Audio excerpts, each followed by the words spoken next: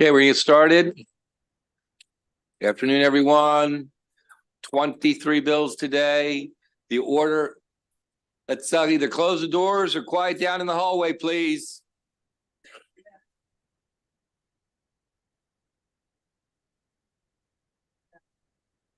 Okay, 23 bills today. Keep your comments focused. We have the order is correct out front. And you have 2 minutes. You'll hear a sound when you have 10 seconds left. You hear a louder sound when your time is up. Finish your thought, and that's all the rules. So let's roll. Senator Zucker, you have Senate Bill 859. Thank you very much, Mr. Chairman. Distinguished colleagues from the Budget and Taxation Committee. Mr. Chairman, I heard what you said, and I'll try to set the pace.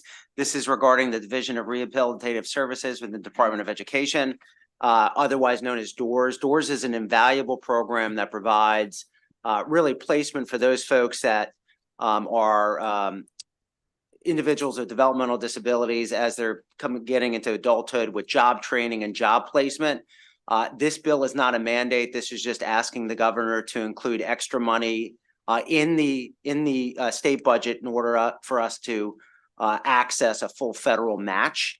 And with that, I would pass it on to my panel, but I'd strongly recommend the committee vote favorably on this. Thank you. Thank you, Senator. Mr. Chair, members of the committee, for the record, I'm Rachel London, the Executive Director of the Maryland Developmental Disabilities Council. We are a public policy organization that creates change to make it possible for people with developmental disabilities to live the lives they want with the support they need. DOORS is one way that happens, right? Provides very critical support for people with disabilities to work, stay at a job, and prepare for the world of work. He's also a member of the DOORS Commission that looked at all of the funding and policies around this federal program. And the commission made the strong recommendation that we make sure that there is always state funding. So this does allow us to draw down all of those federal funds. The vast majority are. You have my written testimony, a couple of quick points.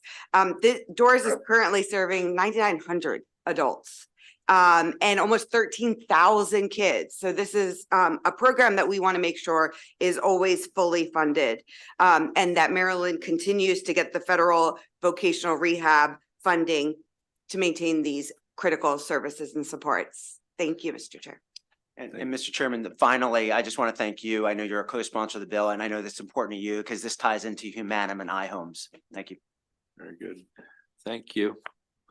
Any questions? Thank you very much. Senator Zucker, you have 881. Thank you very much, Mr. Chairman, distinguished colleagues. I have a panel if they want to come join me. But this is dealing with federally qualified health centers, but around the capital program. Right now, where this bill as introduced, and it has support from the administration, it would put the federally qualified health centers in the same posture as every other capital project in the state of Maryland when it comes to leasing. The way it would be amended is it would just be for things inside the building, but this is a good way to make sure that we continue to keep federally qualified health centers open and where we can expand it. And with that, I'll turn it over to my panel. Hey. Thank you. Hello, Mr. Chairman, members of the committee. Pam Case-Mayer here on behalf of the Mid-Atlantic Association of Community Health Centers, which is the state HRSA-funded public for all the federal primary care association for all the federally qualified health centers. And as you all may be aware, within the Department of Health, there is a grant program, a capital grant program just for FQHCs. They can get their grants either if they own their property, there's a 30-year right of recovery. If they lease it, they have to have a 15-year lease and a 30-year right of recovery. That 30 years has created some problems for the FQHCs in getting landlords and such to agree to that rate of recovery when it's longer than their lease. So we've worked with the health department. The bill would have changed it to 15 years for all types of projects, but we worked with the health department on some amendments so that it will just lower the right of recovery to 15 years to make it consistent with the lease, because otherwise we're finding that landlords are very hesitant to lease something for 15 years and then have a 30-year right of recovery. And now this will align it, and it will be consistent with the balance of DJS grants. And Michael Patty here today for the Maryland Community Health System, a network of 7 federally qualified health centers across the state of Maryland with 55 care sites throughout many of your districts. Also here in support, and I'll just add me too. Very good. Questions? Thank you very much. Thank you. Close the hearing on that bill. 966. Thank you very much. Mr. Chair, Senate Bill 966 is a prior auth bill. In order to amend previous capital budgets, we need this legislation in. Mr. Chairman, we'll probably hold this bill for the next 3 weeks so we can make sure we get it right. I want to thank the Vice Chair, Corey McCray, for his help on this. Thank you very much, Mr. Chairman. Happy Thank to answer you. any questions. Very good. Thank you. All right. We have Senate Bill 800. Mr. Treasurer.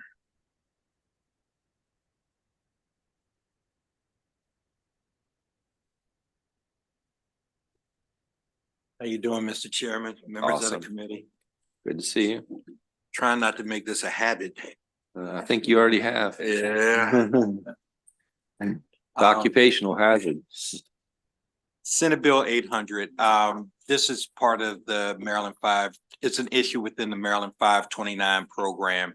And it deals with the handling of dormant accounts and uncashed checks. This actually goes back to issue with legislative audits in both 2014 and 2019. And so we had a conversation with the Attorney General's office. And in May of last year, the AG's office issued a formal opinion that interpreted legislative intent behind the abandoned property law. In this particular case, the interpretation was the account wouldn't apply. It wouldn't apply to the accounts, but it would apply to unclaimed checks within the 529 program.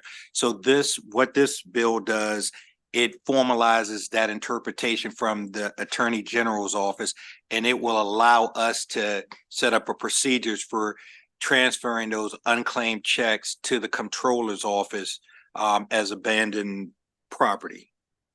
If I'm that correct, yes, as abandoned property. So again, it's coming from legislative audits twice that they've highlighted this, and now we're trying to address it. And this, based upon the guidance from the Attorney General's office, was what we came up with. Very good. Questions for the treasurer? Oh, we request favorable with amendments. Yeah, I'm used to being on that side. It hasn't quite sunk in yet. We kind of figured that when you showed up today. It was what you're looking for. All good. All right. Thank you very much. Thank you all. Thank you. 877, Senator Klausmeyer.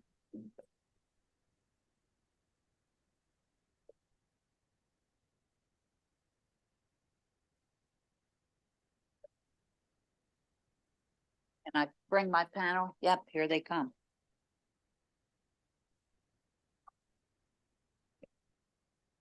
Good afternoon, Afternoon. Mr. Chair and the rest of the committee. Pleasure to be here, as always. Pleasure to have you here. Well, thank you so much. Senate Bill 877, Sales and Use Tax Taxable Price Exemption for Trade-in Value of Portable Electronics. Unlike most states, Maryland requires consumers to pay sales tax on the full price of consumer electronics without accounting for the allowance given by the retailer for the trade-in of an old device. Essentially, this means paying sales tax twice on the same device, once when the device is first purchased and again when it is traded in for a new device. Senate Bill 877 is a straightforward bill to have Maryland join the majority of states in exempting the trade-in value of portable electronics, so consumers are only paying tax on the amount they actually pay towards their new device. Senate Bill 877 would bring Maryland into line with over 30 other states by allowing this offset. This includes our neighboring states of Pennsylvania, Virginia, and New Jersey, as well as the District of Columbia. Personal electronic devices are essential to our daily lives. Making this change is good for the Maryland economy and beneficial to consumers, especially those with lower incomes. The bill will also provide environmental benefits by incentivizing trade-ins of portable electronics instead of throwing them in the landfill. I have submitted a sponsor amendment that would clarify that the bill only applies when the amount of the credit is known at the point of sale and provided at the time of the purchase. I request a favorable report on Senate Bill 877 with this amendment. And that's it. Thank you very much for your time. All right, thank you. You get panel can start. Thank you, Mr. Chair and members of the committee. My name is Grant Mullins. I'm in-house counsel for Assurion, the world's largest tech services company based out of Nashville, Tennessee. And I appeared before you today in support of this bill. While the majority of states allow trade-in value deductions for any manner of personal property, Maryland is a minority of jurisdictions. It only allows that for auto and boat trade-ins. And so when you're calculating the gross sales price, you're actually paying sales tax on the full amount, not deducting any value for a trade-in device. So if you enact this legislation, you're going to eliminate a regressive tax burden, make the tax code more fair, and bring in Maryland into the mainstream of U.S. tax policy across the country. Furthermore, as the senator stated, this bill is good for the environment, allowing consumers to deduct the value of their devices, incentivizes consumers to get those old devices that we all have in our junk drawers out, get them into the hands of folks who recycle them in a friendly, eco-friendly way, and make sure they don't end up in a landfill. In closing, I do want to say one thing about the fiscal note that's attached. Right now, that came in at $20 million. We do think that is grossly inflated for this reason. Almost 1 out of every 2 folks in this state is our subscriber. With almost 3 million Maryland subscribers, only 125,000 of those subscribers trade in devices a year. So if you extrapolate that out to the grander population of the states, you're really looking at only about $6 million, not 20 million. And that's using the average value of our devices that are traded in is about $350 per device, which equals $21 in savings to the individual consumer. So with that, I'll stop and take any questions you may have. Thank you, Mr. Chairman. Marta Harding here on behalf of Assurion. Just one thing to add on to what Mr. Mullins said. You do have, if you don't have in front of you, you will shortly have the sponsor amendment that actually limits the bill a little further than even, well, substantially further than what the fiscal note assumed. The amendment clarifies that it only applies when the amount of the credit is known and is taken into account at the time of the sale. When you are going to a service provider location to actually get a contract and get your device as part of entering into a service contract with them, that is built into the service contract over the life of it, over the 3 years that typically a cell phone policy is for. And so a substantial number of the transactions happen there. What this bill would really apply to is the retail transaction where you are trading in one device for another. You're not working directly with the service provider. So in addition to the reasons Mr. Mullins stated, we think that that is even going to substantially reduce the fiscal note as well, but still represent a meaningful benefit for consumers. Thank you. Questions? Thank you very much. Thank you. Thank you, and everyone have a wonderful afternoon. You too. Senator Quarterman. Frederick County Bill 769. got some folks here, county executives here with me. Mind if they come up? Well, that's terrific.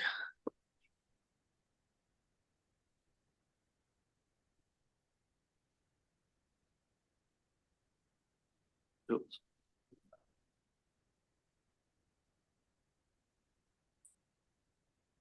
All right.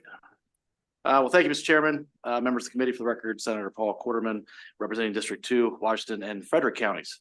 Thank you for the opportunity today to present Senate Bill 769, Frederick County property tax credit for property located in historical districts. Current statute, Frederick County's historical property tax credit is determined by the change in assessed value. This property tax is granted against the county's tax imposed on real property.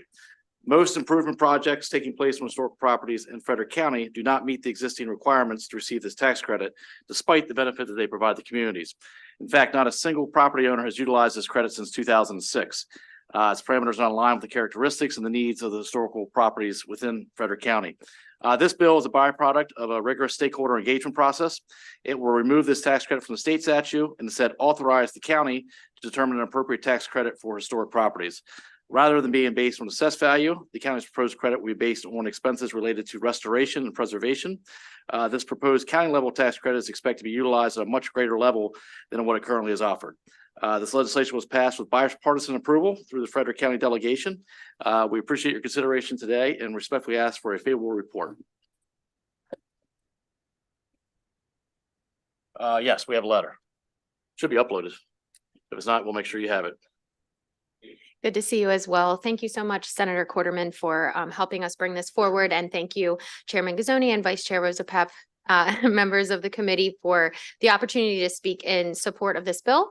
As was already mentioned, this bill is the result of a broad stakeholder process within our county that we use to take on any initiatives that we're going to bring before our delegation that will benefit our constituents. And the preservation of our historic buildings and landmarks is essential to the rich culture and history of Frederick County. And unfortunately, as you heard, the historic preservation projects are often cost prohibitive, and our historic preservation team identified that the existing tax credit within state law is not working for our property owners due to the existing criteria. So this bill removes the tax credit from state code and reaffirms the county's authority to establish a tax credit through county legislation. This is the first step in reforming this historic preservation program with the goal of making it more accessible and useful to our residents. If this were to be removed from code, then I would then introduce legislation to the county council to establish a historic preservation tax credit that better fits the needs of our community. I have with me Amanda Whitmore from our historic preservation team, who is going to provide a little more information about the changes we will propose in our county legislation. Good afternoon, committee members. Thank you so much. So as was mentioned, this proposed legislation would allow us to, once it was struck from state legislation, we would be able to enter our own tax credit, which would be 25% of any qualified rehabilitation expenses. This is in line with a lot of other municipalities and counties in the state that we feel our properties that are historic would take advantage of. We have just over 100 properties on the National Register. We have over 40 properties locally designated. And as mentioned, they have not utilized this current tax credit since the early 2000s. And we feel that this would be a great benefit to them, and we would see more properties being rehabilitated. Thank you. Very good. Thank you. Questions? Yes, Senator Benson. Much. Thank you for the presentation. What is the significance of Emmitsburg? It says that it speaks of the Emmitsburg Civic Association. What's the significance of the Emmitsburg Civic Association?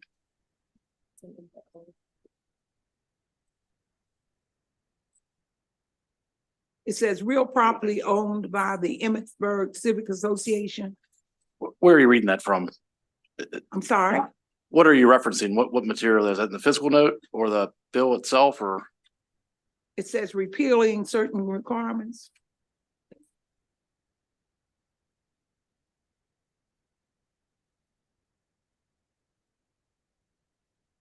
You see that? For the Senator, where, nonprofit what's tax the, credit against the property? what's the front of that piece of paper? I found it. It's the We fiscal found note. it. Okay. Thank you. Yes. I was trying to figure that out. Yep. I'm sorry.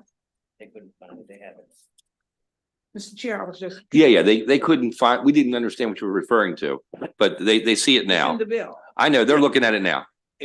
And that portion of the bill looks like that's existing statute that's already in there. Is Emmitsburg a nonprofit? So this is we just took a minute to find what you were referring to, so I apologize, but I believe the current state code, which is fairly outdated. At the time, it must have been a particular organization that wanted to make sure that it was covered by the state because we were not a charter county at the time and we're not able to pass local legislation. We didn't have that enabling authority. We do have that enabling authority now to pass a local tax credit that would be able to cover the county and any interested municipalities. But we have to, the purpose of this bill is it has to be struck out of the state code in order for us to pass a local piece of legislation. So we would be sure that there wouldn't be any unintended consequences based on what's currently in the state regulations. Is the Emmitsburg, is that association nonprofit? I believe so.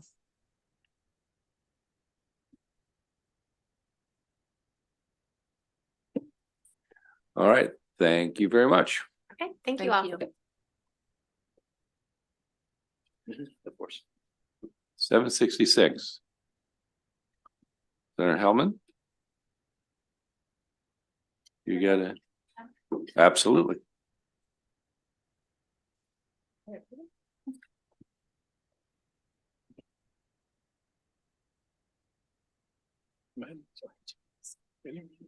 Yes, you're right.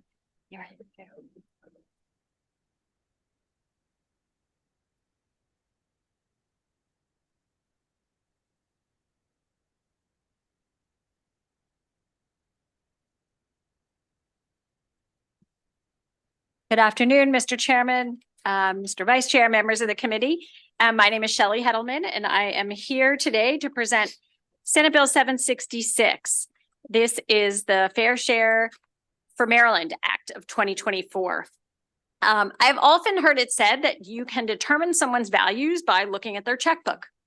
As legislators, we look to our budget to reflect our state's values. And I'm proud to be a member of this body and this committee because I believe we fund programs that reflect our values. We fund programs that Marylanders tell us that they need: high quality schools, first-rate healthcare system, a reliable transportation system, a safe infrastructure, and a clean environment. They also want the responsibility for paying for these essential elements of a vibrant and thriving community to be paid for fairly. Everyone should pay their fair share. The budget outlook over the next few years is daunting, as this committee well knows, and spending commitments surpass revenues in the out years. We have been through some challenging times, years where investments were not made. So now we are paying the price, both as a result of these delays and also events beyond our control. We wouldn't have predicted that we would have to deal with a worldwide pandemic and the ripples to the economy that followed. We provide critical services that require resources.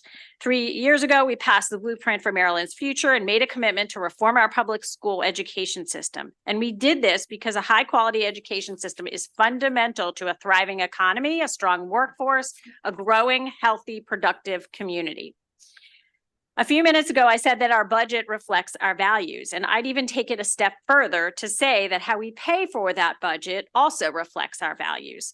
We have a tax system that is not fair. It's not fair when lower income folks are paying a higher percentage of their income on taxes than wealthier folks, when the richest 1% are not paying their fair share, and when corporations aren't paying their fair share, hurting the small businesses in our communities that are. And that's where this bill comes in. This bill is a big bill, and it would do a number of different things. It would raise $1.6 billion in revenue each year. And I will say the fiscal note does not say that because they've left some critical pieces of the proposal out of the fiscal note. This revenue would go to supporting good schools, healthcare, the state workforce, et cetera. It cuts taxes for more than 1 million Marylanders. Those with family incomes of of $80,000 or less.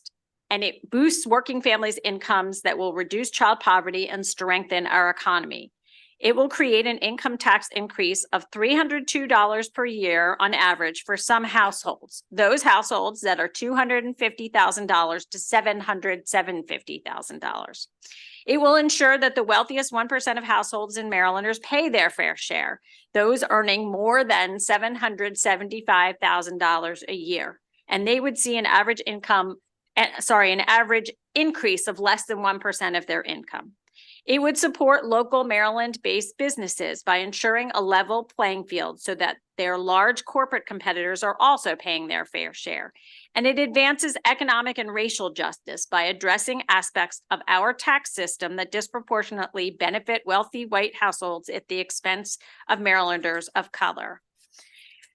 There are a number of, as I said, important pieces of this bill, and some of my experts here will be able to dive into some of those pieces, but I just want to go through and list them quickly. It will lower the estate tax unified credit. It'll close the pass-through business loophole. It'll implement combined reporting requirements, incorporate throwback rules, reform the capital gains tax framework, modify personal income taxes, and as I said, also modify Maryland's child tax credit and earned income tax credit. So without further ado, I would like to turn to my colleagues here and ask for a favorable report on Senate Bill 766. Thank you so much. Me? Mr. County Executive. Okay, thank you very much. I want to thank Chair Gazzoni for having us here and everybody else who's here today. And I know some of my folks are here. I'm supporting this and I think it's really important for Maryland. I've watched you the same way we watch our own budgets, trying to figure out how do you carry out the social missions and the things you know you need to do, whether it's childcare, whether it's the funding the blueprint, whether it's building transportation, all the stuff we know we should be doing. And we're all running into headwinds that there's not enough money to do it. At the same time, you read the headlines in the paper about the companies in Maryland that don't pay any taxes. And I think we all know that the tax structure in Maryland is not progressive, and it certainly doesn't draw from the private sector the way other jurisdictions are doing this. I have the personal experience of dealing with Montgomery County, where Virginia taxes on commercial property dwarf what Montgomery County taxes, and the difference, and you can see the difference, if those of you who would like to look at that, is that Virginia is able to build things and advance things in ways that we're not able to do. So there's a real value in having a progressive tax system. There are benefits. It's going to create a more equitable system for everybody. It's going to generate over $1 billion a year, but it also offers the prospects of lowering taxes for some people. And that's another dilemma that we need to get out of, because if the only way we can raise taxes are general taxes on the residential population, we all know we're going to run into massive resistance. This gives us a way to provide some tax relief to most of the families, the majority of families in Montgomery County and the rest of Maryland, while at the same time having a net increase in revenue, which lets us do the things that we all wish we could do. For businesses, the legislation closes corporate loopholes that need to be closed. It establishes the new tax rates that the senator spoke about. And it does combined reporting. And I want to point out there are 28 states and the District of Columbia that do combined reporting: Texas, Kansas, Kentucky, and West Virginia. Not the usual suspects do combined reporting. And I'll give you, again, a county example. We lost Discovery. Discovery went north to New York. Not only are New York's taxes higher than Montgomery County's taxes, they have combined reporting also. So combined reporting didn't scare Discovery out of Montgomery County. They were more than willing to go to a place that had combined reporting, because I'll frankly say places that have those kind of revenues are able to do things that we're not able to do here. And some of the positive things we're able to do are attractive to the business community. And I will say that I look at the investments that the county makes and that the state makes as actually things building a better environment for business, period. More educated population, kids who get access to child care, having a school, having the ability to fund schools, ability to fund the healthcare needs that people have, makes for a healthier environment and a more attractive climate for business. So I think we need to start thinking about these programs and the spending that could go with them as investments rather than expenses. Too long, we've treated everything as an expense. if you're in a business, you do not treat everything you spend as an expense. You build factories, you build plants, and you buy new equipment because they're investments in your benefit in your business that'll generate more revenue. I look at this as a pathway to helping Maryland generate more revenue. Thank you, and I would hope we can get a favorable report on this bill.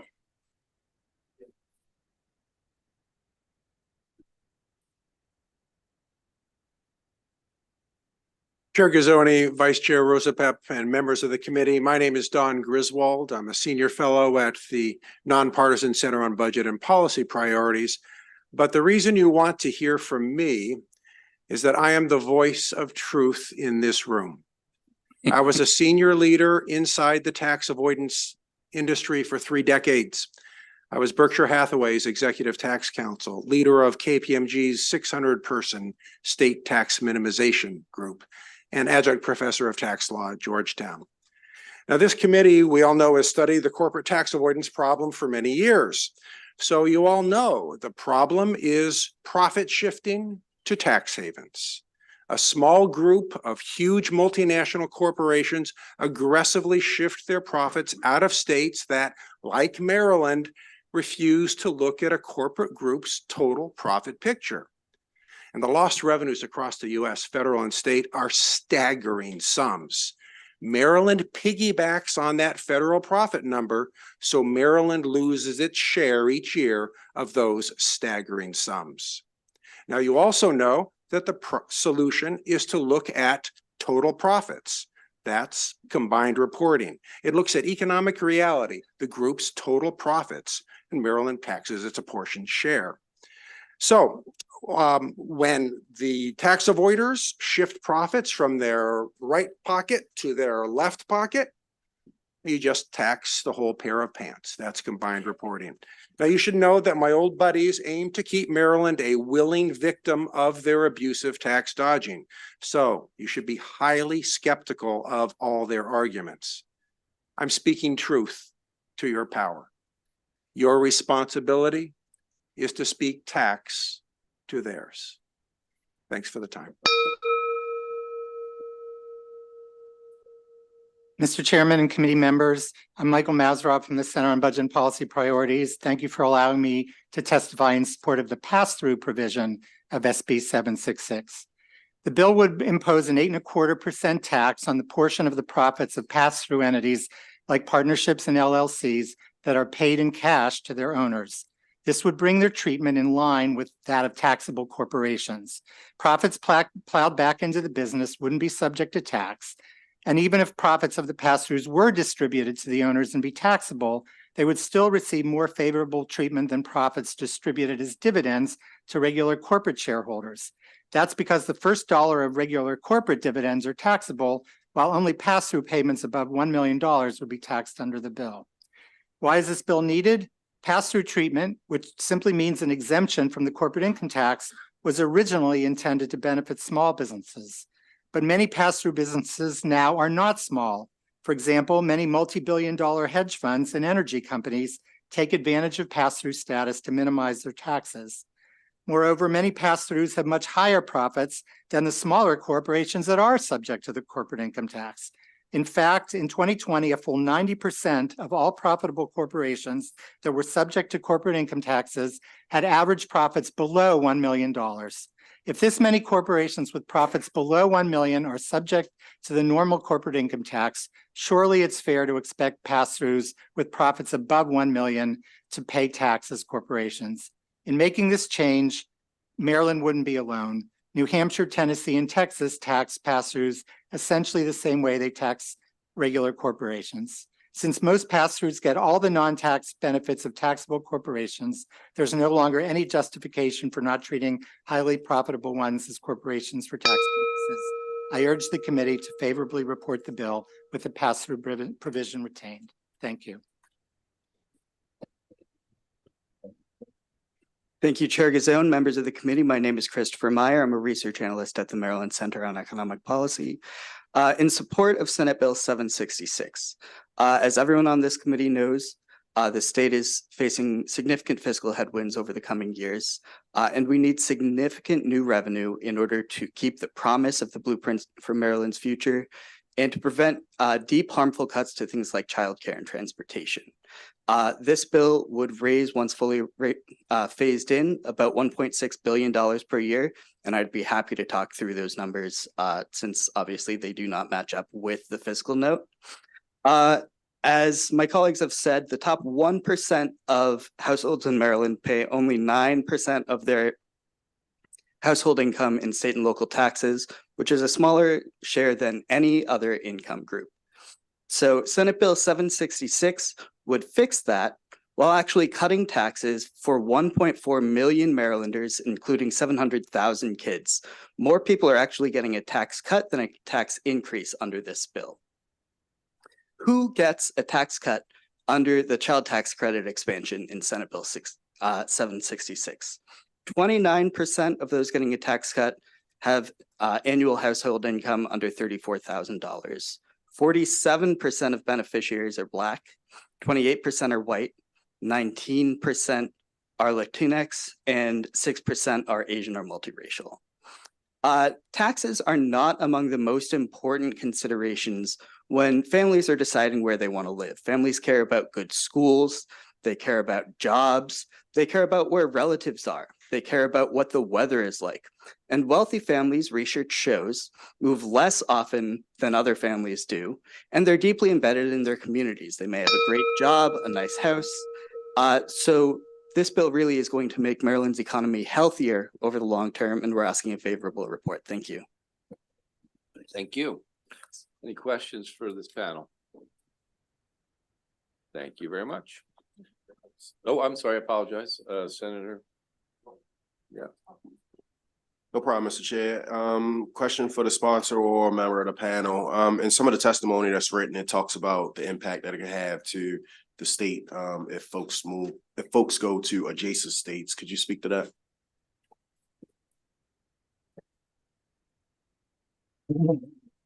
Thank you, Senator, for the question. As Mr. Meyer just mentioned, I mean, there's enormous evidence that taxes are not a significant driver of where people choose to live, even high income people.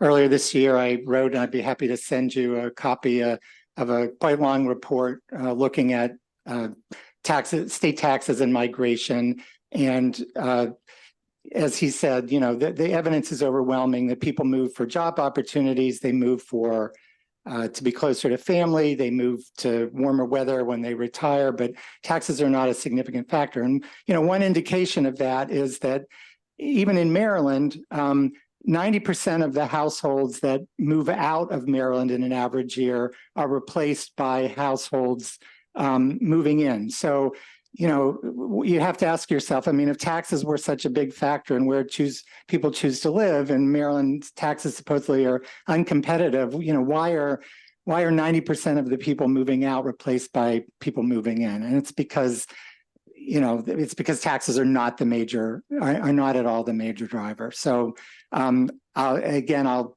refer you to my report, but that's just sort of one indication. One other, you know, interesting factoid on this issue is that, you know, California has the highest personal income tax in the country, but it actually had the second lowest rate of outmigration of states over the last 10 years. California's problem is housing costs, not taxes.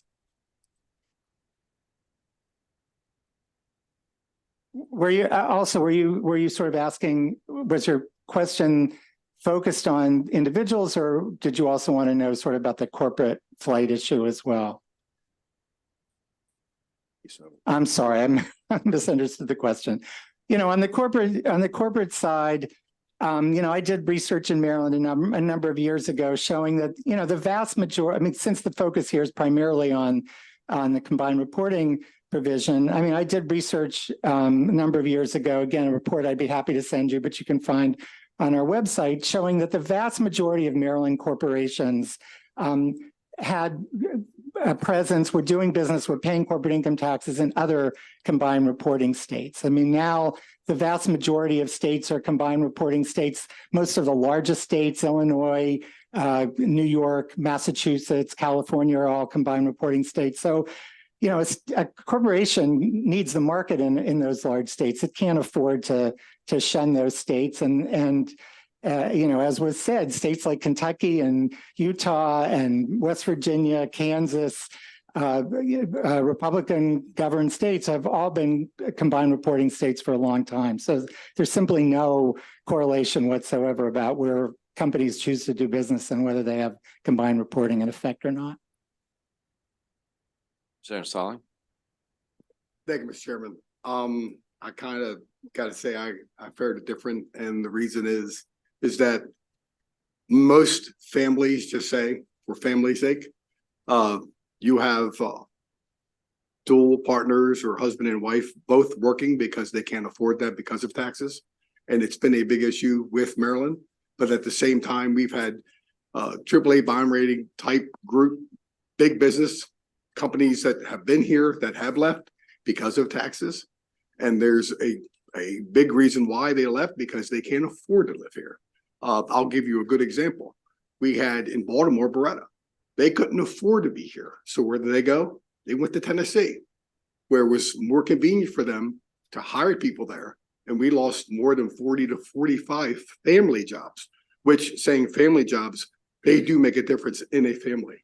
So I'm just saying that I've seen different and how something like this could affect Maryland in a bad way. So if you can have maybe a comment about that, but I've seen so much different though. Well, I mean, I guess all I'd say is, I mean, corporations, any state's economy is going to have a churn in the businesses that are in the state. Companies are always moving in and moving out in various states, and companies are attracted to Maryland, because of Maryland's great school system, and so and good infrastructure. So not every business. I mean, we have a vital, vibrant economy, and some companies at various points decide to leave for various reasons, and other companies decide to move in or expand in the state. So, the fact that an isolated company here or there decides that somewhere else is more favorable, I don't think is necessarily an indication of sort of a chronic problem, or certainly isn't something that I think should be attributed to taxes. I mean, as the county executive pointed out, Discovery moved to New York, and New York had combined reporting and Maryland doesn't. GE left Connecticut, and there was all these claims that it left Connecticut because of Connecticut's combined reporting, but it moved its headquarters to Massachusetts, which was also a combined reporting state. So those are some of the things I would say in response. Can I just dovetail on that? You sure can. Just a more immediate example for us is involving property taxes.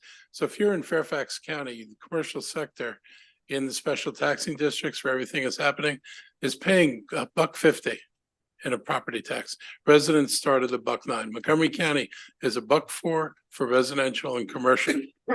So if the logic held that you would go to the low tax state, Montgomery County would have attracted all these businesses, whereas Fairfax wouldn't, because their taxes are almost 50% higher than ours. They go there because they take that money, they invest in transportation and the environment around their business centers, and they attract businesses by what they do with the money. We don't do that in Maryland, and we frankly don't do it in Montgomery County because we don't have the capacity to do that. So I would argue that we're the cheap date in the DC area. We're second lowest in residential taxes. We are lowest in commercial taxes. And yet we watch a lot of people go to Fairfax County rather than to us. And I'll hold our schools up against theirs, and our parks and recreation and libraries against theirs any day of the year. So it ain't the low taxes or the low taxes that are sufficient to bring people to you. It's what you offer and what you do with the tax money that I think it guides corporate decisions. And I think we have attracted some businesses here because we've given them tax breaks. We've given them breaks in other ways for materials, which I've done with the chair here. But I think at the same time, when we continue to press our businesses in ways of taxes or fees, that it's not attractive to companies to even come here, let alone someone would leave. And I believe that's true, that at any given time, when a business or a corporation looks at Maryland and says, what's their benefit coming here compared to Mississippi or Texas or somewhere else? I think the attraction is not here because how we continue to burden them. General industry is one thing that we've lost a lot here. I'd love to see that come back. but I see a lot of businesses going to other states because of that. And that's all I'm saying. I'm saying I would love to attract our businesses to come. I like for them to come back here because we're more of a friendly state. So thank you. Okay. Mr. Chair. All right. Thank you to this panel. Are the other witnesses part of your panel too, or? They are. Okay, well then just come on up and fill up the chairs. Mr. Executive, good to see you. Good to see you. Thank you. Yep, thank you all.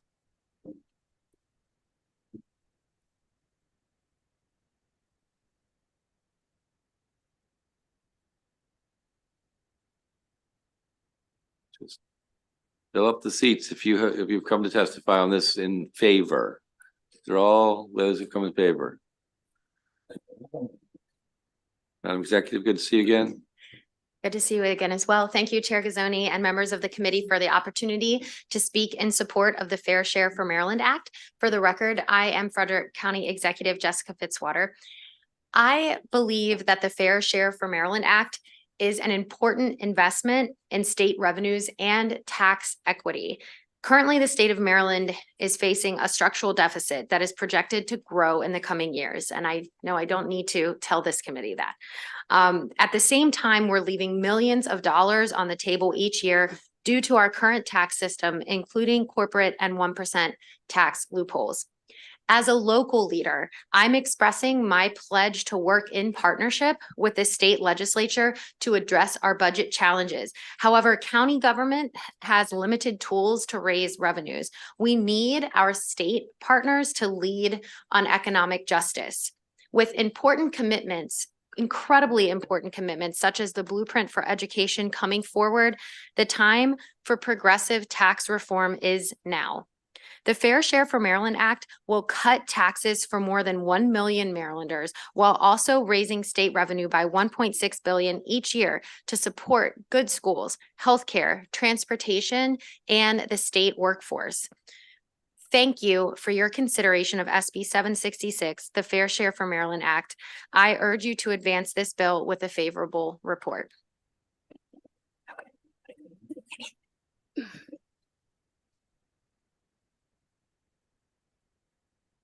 Okay, there we go. Good afternoon. My name is Laura Stewart, and I'm here to represent the Free State PTA, which represents over 70,000 volunteer members and families in over 500 public schools. SB 766, Fair Share for Maryland Act of 2024, aligns with Free State PTA's advocacy priorities, which includes more funding for Maryland public schools.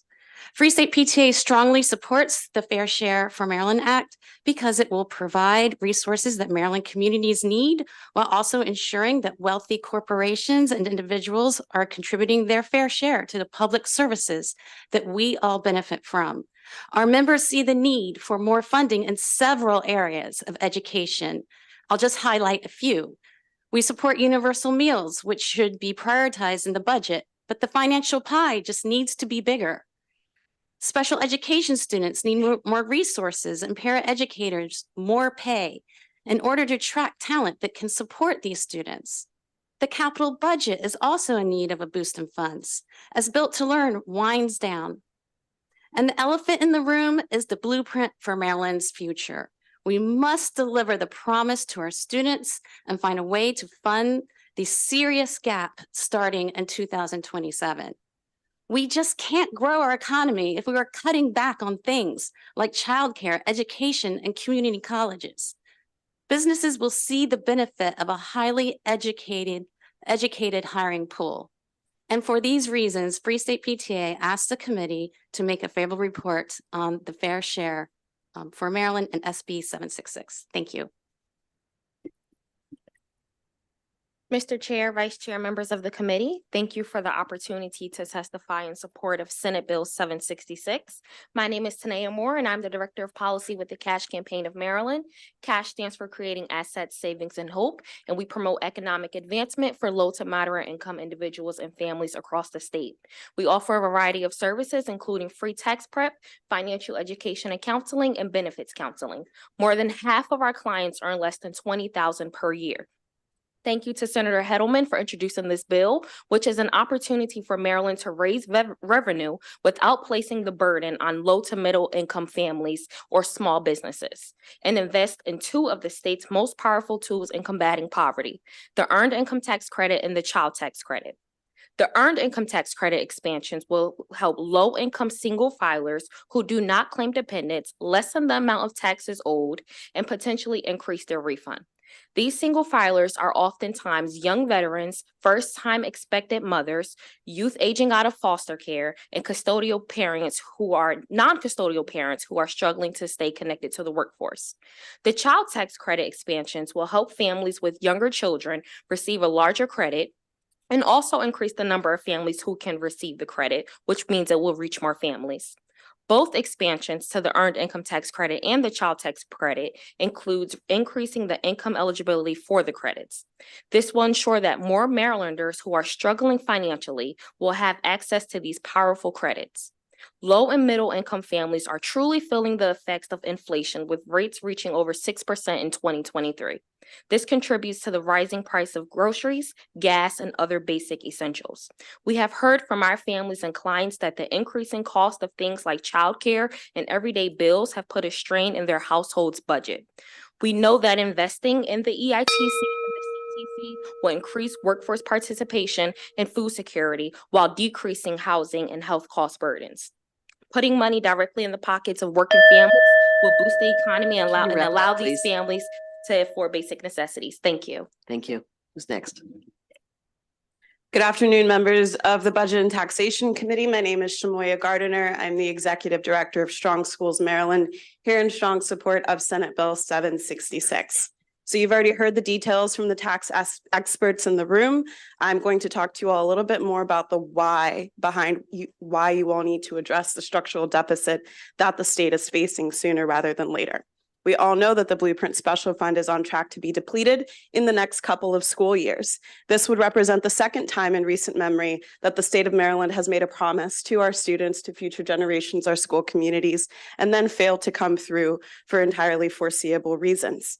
Now, unless we take action this session, and when I say we, I really do mean you, the special fund is going to force the state to utilize general fund dollars in order to meet the demands of the blueprint. I want to be very clear about something. This is a policy choice that you all have before you.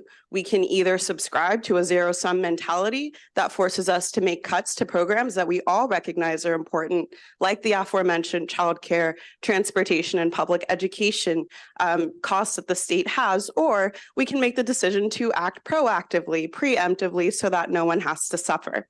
Now, we've been here before.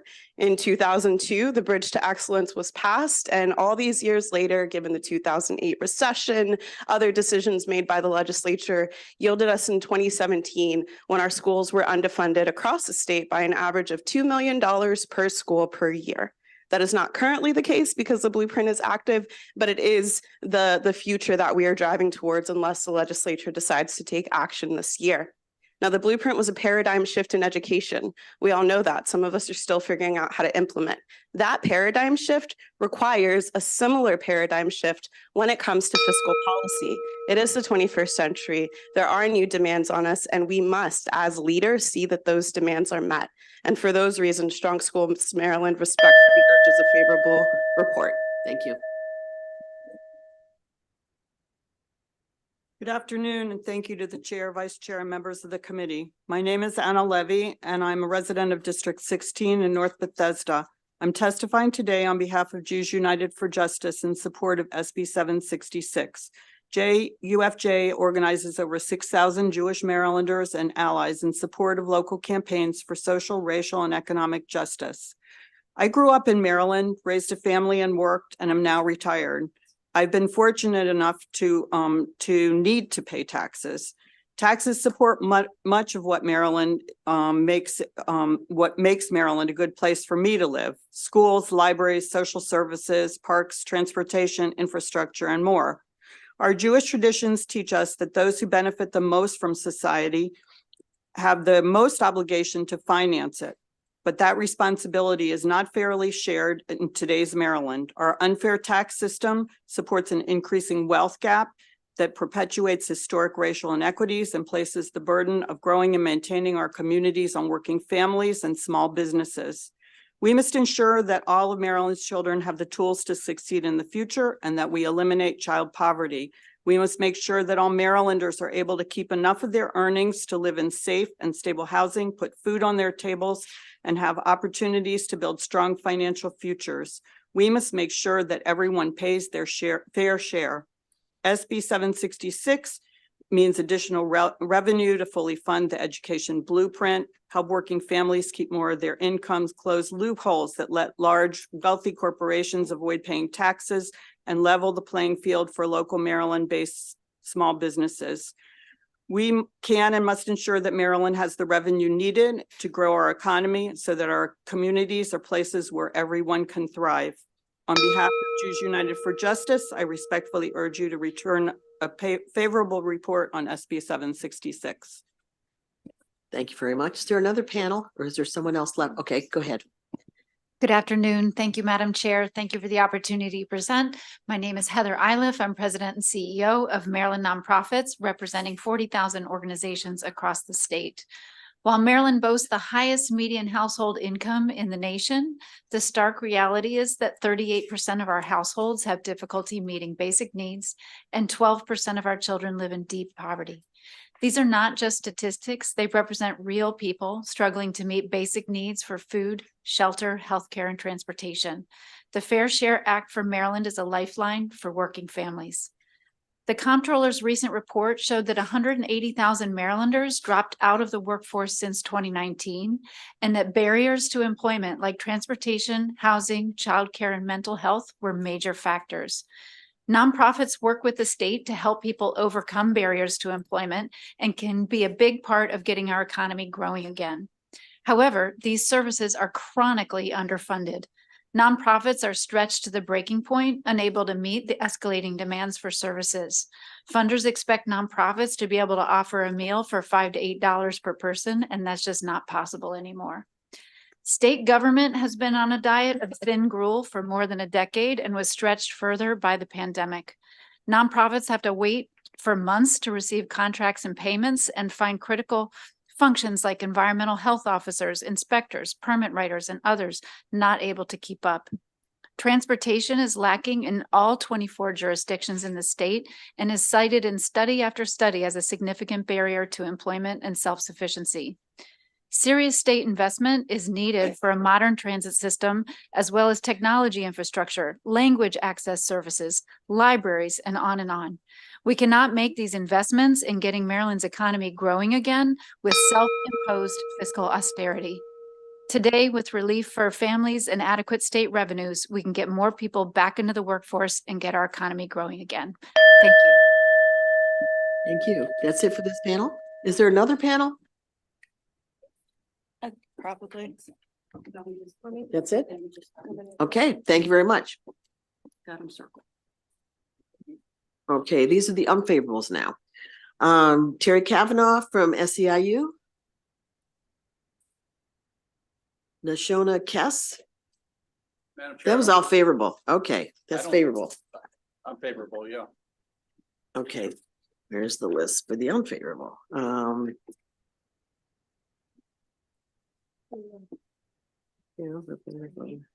Okay, Bernie Marzick.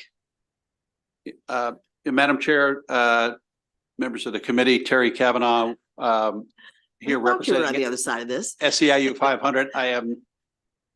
We are in favor. If it was marked unfavorable, that was wrong. Okay. But I would thank you for the opportunity to speak in favor of this bill. Okay. We've submitted written testimony. Local 500 is strongly in support of the Fair Share for Maryland Act, because it will provide resources that Maryland communities need while also ensuring that wealthy corporations and individuals are contributing their fair share to the public services that we all benefit from. As a union of over 20,000 workers who serve Marylanders from cradle to career, we not only understand that struggles of working families, we are working families. The Fair Share for Maryland's Act's expansion of tax credits for working families will work towards ensuring families are not on the cusp of poverty while living paycheck to paycheck. Most families in our state cannot afford even an emergency expense of $500.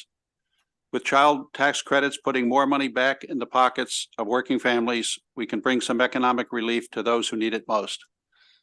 We've submitted written testimony. I won't go over it here. Would like to thank Senator Hedelman for sponsoring the bill, as well as the co-sponsors. And we ask for a favorable report on 766. Thank you. Okay, thank you. Is that the end of the favorables? Anyone else wanted to speak that couldn't? Okay. Now we'll go to the unfavorables. We got Bernie Marzick and Bill Castelli.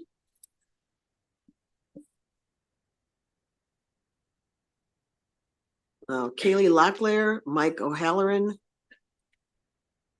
Andrew Griffin, and Leonore Heavy.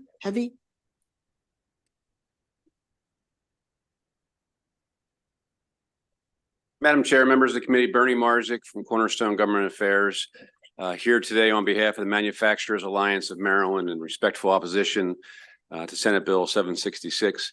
I will focus on the throwback rule and on combined reporting. Those two taxes that are in this bill that this committee has seen before over the past couple of decades, at least. To put a little bit of historical perspective on this, combined reporting has been studied repeatedly by numerous commissions put together in the state. The two most recent was in 2010, the Maryland Business Tax Reform Commission that said, quote, enacting combined reporting would therefore solve a problem that no longer exists while making the tax code more difficult to administer and comply with.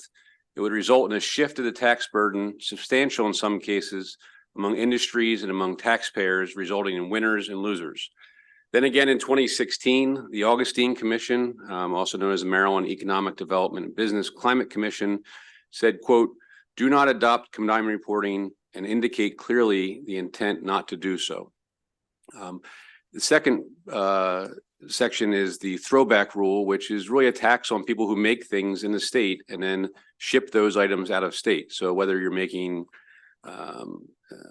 milk or tea or electronics or mechanical parts and then shipping out of the state, you would then have to incur this tax. In this case, the fiscal note indicates about $86 million. Obviously, that would be a disincentive for someone to open up a new location or open up a new facility here or locate here. So for those two reasons, we would ask the committee to give this bill an unfavorable report. Okay, thank you. Madam Chair, members of the committee, for the record, my name is Andrew Griffin here on behalf of the Maryland Chamber of Commerce in testifying in opposition to Senate Bill 766. I've asked Lenore Heavy with the Council on State Taxation to come here to provide expert testimony. There's a lot packed into this bill, so I want to try to hit quickly on three items. First, the combined reporting in this bill is not the same that this committee has seen for the last 35 years. It's worldwide combined reporting. So the number of states that have adopted worldwide combined reporting in the US, 0. The last 2 years alone, New Hampshire and Maine have studied it, rejected it.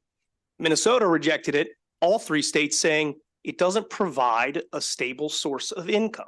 We can't build a budget off of it.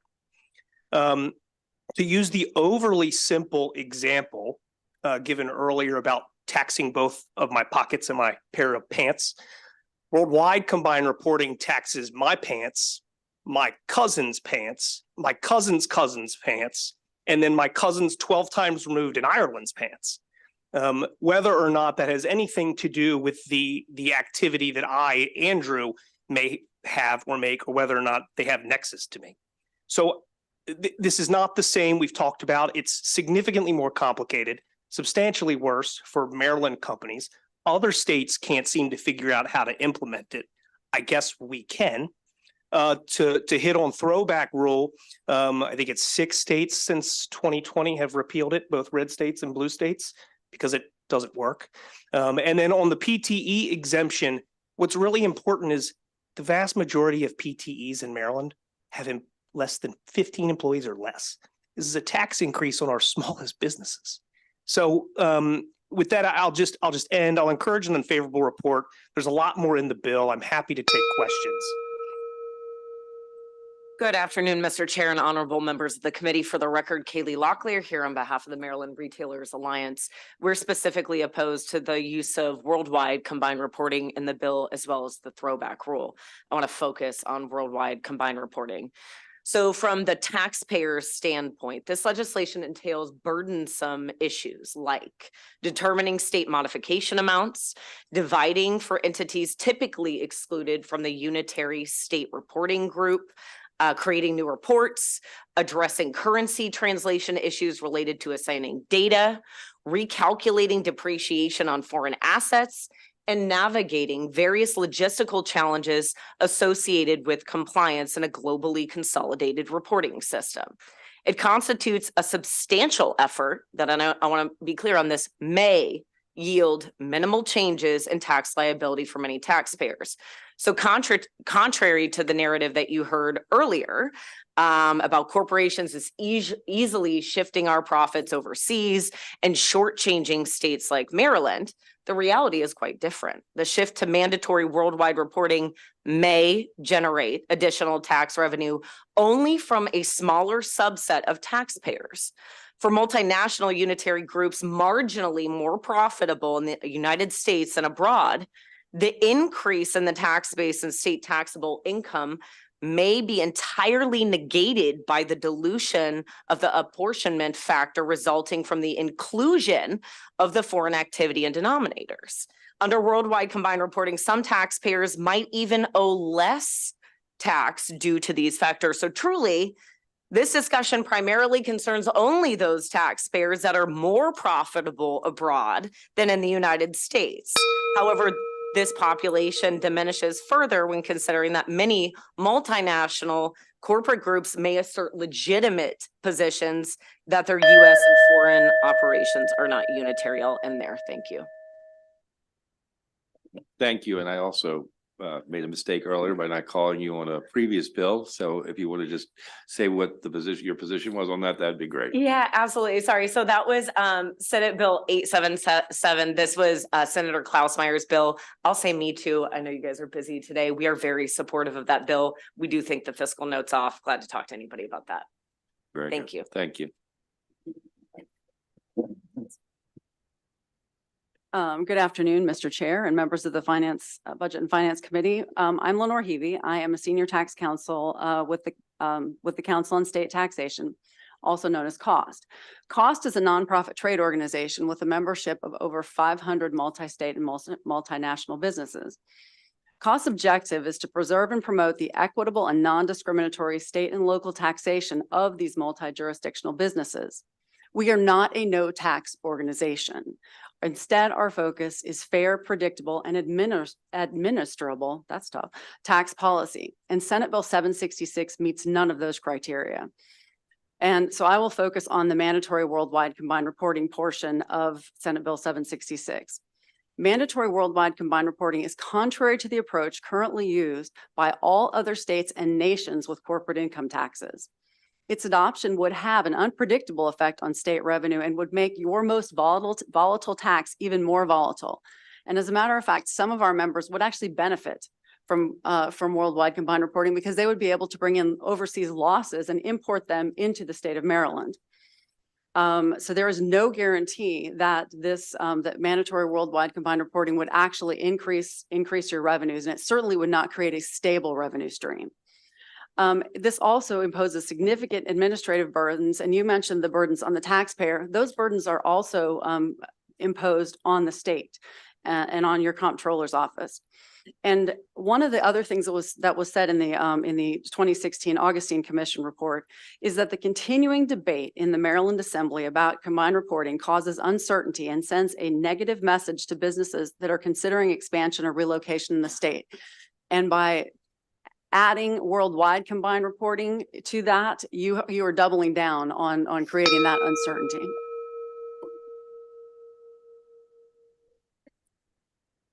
Thank you, Mr. Chair, members of the committee, Bill Castelli, and I'm here today on behalf of JMI Equity and Brown Advisory, two very proud Baltimore institutions. They are opposed to the legislation, and just for purposes of the time today, I'm just going to focus on the pass-through entity. Both the bill as structured right now would not just impose the surtax of 8.25% on general partners, but limited partners as well. And limited partners for these institutions include pension funds, universities, endowments. So this is a very significant tax imposed on these financial companies that would make it impossible for them to compete with competitors across the state who are also making those kinds of investments on behalf of institutions like this. And I will tell you that in instances, for example, like JMI Equity, they deal with a lot of software growing companies. So that is their focus, is making sure that we can grow these very significant technology companies. And if you take a look at what the comptroller's report said, our growth has been stagnant. These are exactly the kind of companies we want growing in Maryland, exactly the kind of companies we want to attract to Maryland. So I think it makes it it puts these companies at a very competitive disadvantage. And then also for a company like Brown, that every person in that business is an equity owner. They are a partner in that business. Now, not everybody would be taxed because of the 1 million limitation, but it does make it very difficult for a company like that shares its equity where no one owns more than 5%, very difficult for them to want to organize that way in the state of Maryland. And for those reasons, we would encourage an unfavorable report. Good afternoon, Mr. Chairman, members of the Senate Budget and Taxation Committee. For the record, my name is Mike O'Halloran here today on behalf of NFIB in Maryland in strong opposition to Senate Bill 766. Look, this bill is increasing taxes on small businesses. As my written testimony points out, most small businesses are organized as pass-through entities, and these businesses pay their business taxes through their personal income tax. So if you couple the new higher brackets contained in SB 766, and for some, the new PTE surtax, then you're looking at a tax policy that discourages entrepreneurship and the expansion and even the creation of small businesses here in Maryland. Instead, I'd actually like to point to a bill from 2020, Senate Bill 223. This bill created the Commission on Tax Policy, Reform, and Fairness. Look, this committee probably knows best than any other committee on this side of the street that the state is facing serious fiscal issues. There are a lot of priorities this General Assembly, this administration, the prior administration have laid out that you all are now having to deal with how we pay for it. So it might be better for this body to pursue this than a roughly $1 billion tax hike over the next few years. Again, this bill will raise taxes on our small businesses and ruin the idea of entrepreneurship, which so many of our small business owners pursue right here in the great state of Maryland. So with that, we do ask an unfavorable report. Thank you. Any questions for this panel? Okay, thank you all very much. So I'm sorry I stepped out there a minute. So I guess we still have, I presume there's more unfavorables or no? Do we have, is anyone else who testified? We got them all? We got all the favorables, all the unfavorables? No, we got a raised hand. Yes, ma'am, if you can just give your surname. Hello, Nishana Kess with the NAACP, the Executive Director. I apologize, I was in another committee. Just that we urge favorable report on this bill. We submitted our testimony in writing, and so if you all can take a look at that at our testimony. But again, we urge our favorable report. Thank you. Thank you. Okay, that concludes the hearing on this bill. 722, Senator Benson. Oh, okay, we'll have to move on. Senator Jackson. 801.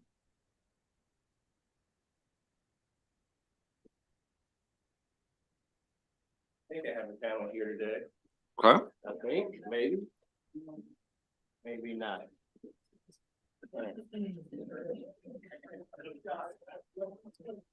Afternoon, Mr. Chairman, members of the committee.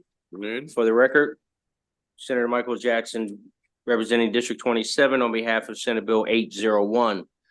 The aim of Senate Bill 801 is to provide clear grant funding to individual counties for the funding of medication assisted treatment programs and correctional facilities. Dating back to when this medication assisted treatment program was initially legislated, the presumption was that it's for the state to cover the cost for these programs. This bill simply provides that mechanism to fulfill the presumption through the opioid restitution fund. Under this bill, we would simply instruct the Secretary of Health in conjunction with the Opioid Operational Command Center to provide yearly grant funding for the opioid restitution fund to individual counties based on the number of individuals that are treated through their local Department of Corrections. The bill also establishes related reporting requirements as well as corresponding penalties for counties who do not meet those obligations. Drug treatment facilities services are essential to ensuring a reduction in recidivism and successful outcomes for those battling addiction. While incarcerated, treating and rehabilitating individuals must always remain the fundamental aim of our local Departments of Corrections. And I strongly believe this bill is a means to that end. With that, Mr. Chairman, there should be some clarifying amendments in your packets. And I thought I was going to have some panel here to explain further those amendments. We can touch those later. But all in all, when an individual is released and has been under treatment in our facilities, we do still believe that we have an obligation once they are released to help them so that hopefully they will never recidivate. So I will stand for questions if you have any. We ask for a favorable report, by the way. Yep. Senator Zucker. Hey, sir. Hey, thank you, Mr. Chairman. Senator, maybe we can touch base offline. I just wanted to, I know that there are individuals with developmental disabilities that are in this situation and Yes. they might have different medical requirements. So Yes, if we could just talk offline, that'd be great. absolutely. Thanks, sir. Absolutely. Appreciate Thank it. you. Very good. Thank you, Senator. Anyone else? That's it? Thank you. Yeah, there's no one else here on this bill, right? No, sir. Oh, there's who's in the back. Yep.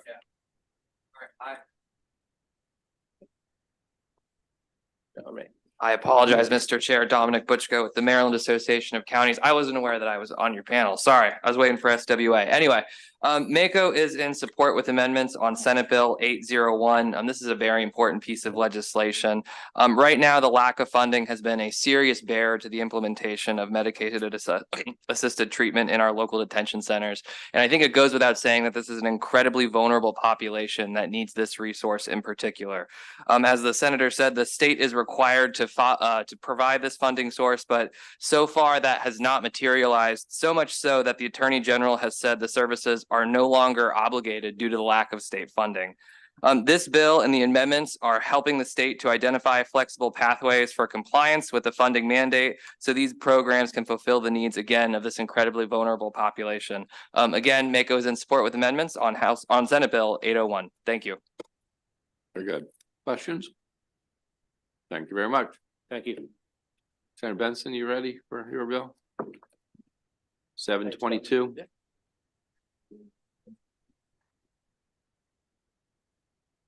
Your panel could come up also.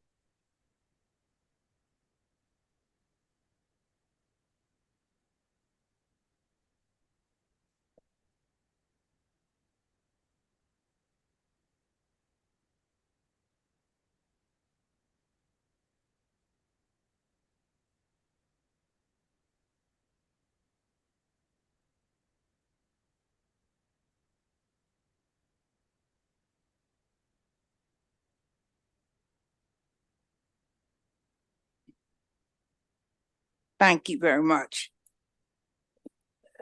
Good afternoon. Good afternoon, Mr. Chairman and members of this esteemed committee. I'm here to express my strong support for Senate Bill 722, which proposes to increase the minimum monthly SNAP benefit for seniors from $40 a month, that's a shame, to $75, and that's still not enough. As I have met and spoken with many of my wonderful seniors across this great state of Maryland, I've come to understand the challenges they face in affording necessities, particularly food, on fixed incomes. And just as an aside, I just want you all to know that my district is located inside the Beltway. And we have an apartment complex of 89 little citizens that live there. And the average income for those citizens who live there is $20,000 a year. Across the nation, millions of seniors experience economic hardships, just like those senior citizens in that complex. And they struggle with poverty and hunger. There's not a week gone by where we don't have to take care of those little senior citizens, providing them with medicine and food and the absolute thing called hope. When you get to be a certain age, you shouldn't have to worry about much of anything. According to the National Council on Aging, in 2022, over 6 million seniors, nearly 9% of the people of seniors in this country live below the poverty line. I just gave you a prime example. Additionally, 25% of all seniors are considered economically insecure and struggle to meet basic needs such as what I just said: food, housing, and healthcare. Our older neighbors and family members should not have to choose between buying food and medicine and paying their utilities. The senior population is the backbone of the families and communities in every corner of this state and, yes, this nation. They have contributed enormously over long careers and are deserving of our support and care in their later years. Increasing the SNAP benefit for seniors show that we value them and that we will be there for those who come before us, who came before us. So supporting this bill is the right thing to do. And I might want to add, one of these days, we will be senior citizens. I urge you to support favorably on this piece of legislation, Senate Bill 722.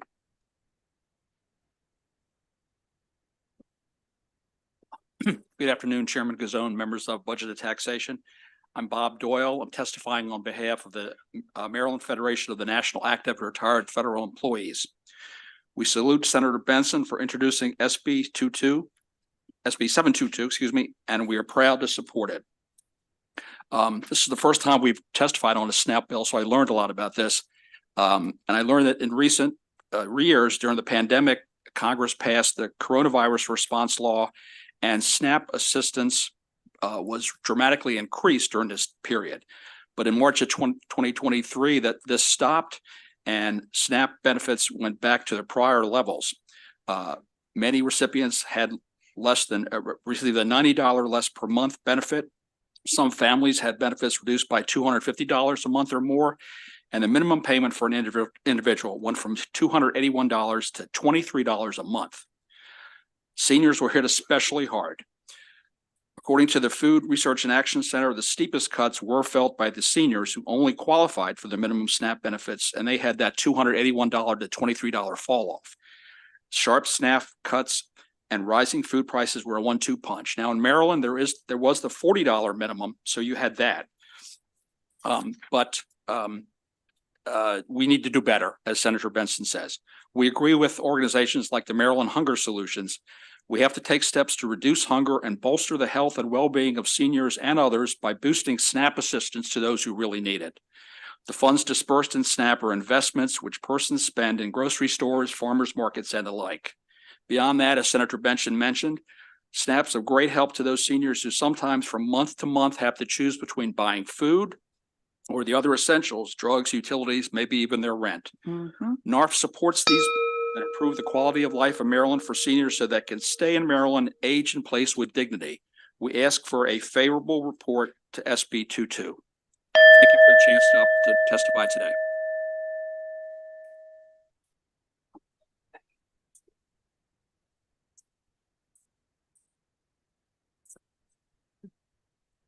Good afternoon again, honorable members of the committee. For the record, Kaylee Locklear here on behalf of the Maryland Retailers Alliance. We are proud to be here in support of this legislation.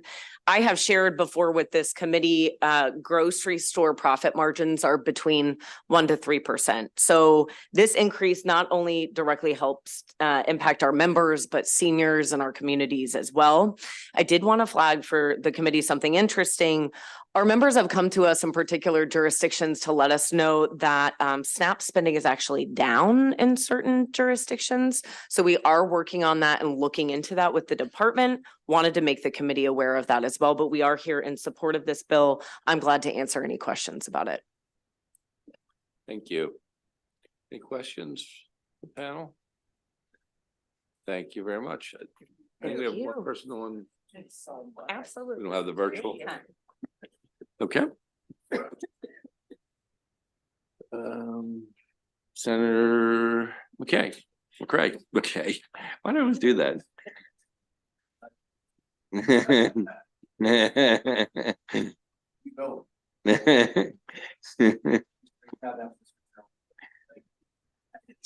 It's my eyesight. That capital C looks like a K sometimes to me. My poor eyesight.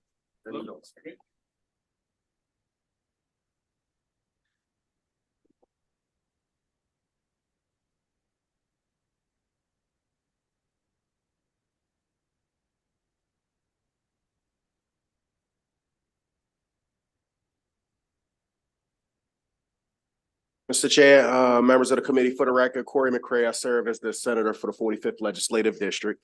Mr. Chair, because this is a bill that you've heard in previous years with one caveat, I'll explain the caveat and I'll do about 90 seconds worth of testimony. The one change is that it goes from a shall to a may, recognizing the budget constraints that we have currently within the state of Maryland. Colleagues, one of the things that I think about when I think about our public charter schools is the first thing that they're public. And sometimes we have to remind folks that these are our young scholars. Sometimes folks will try to make it seem like, hey, we're putting this versus that, and that's not the case, Mr. Chair. When I go into these schools, I see young scholars that want the same thing that all of our young scholars want, and I think that that's important to be reminded of each and every day. A number of the facility conditions are very challenging, sometimes perplexing when we think about the learning environment for our young scholars, and this is a bill that helps remediate those opportunities. Our public schools touch a number of public charter schools touch a number of our respective jurisdictions.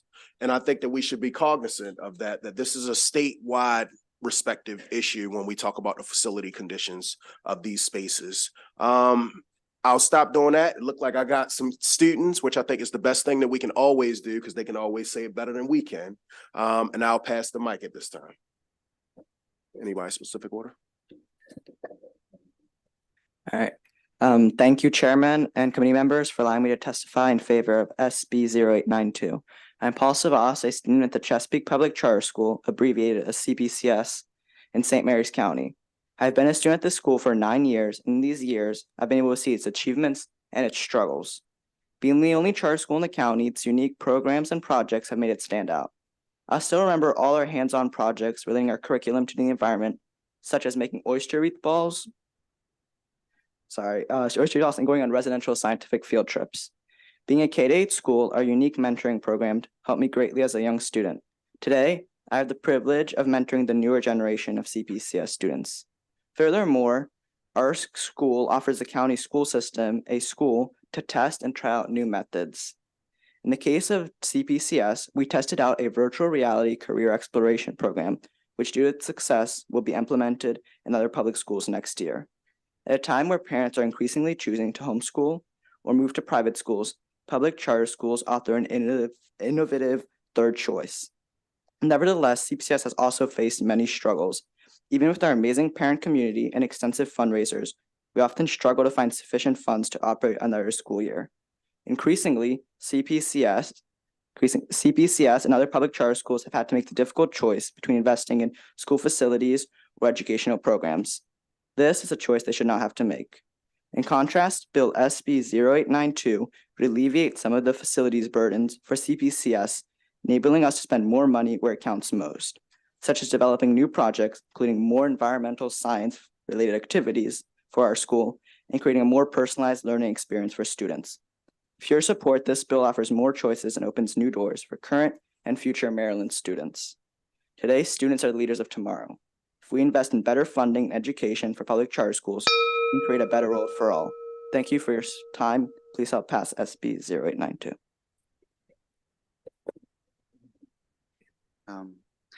Good afternoon, esteemed members of the committee. My name is Christian Medina, and I am a proud student at Chesapeake Math and 19 North High School.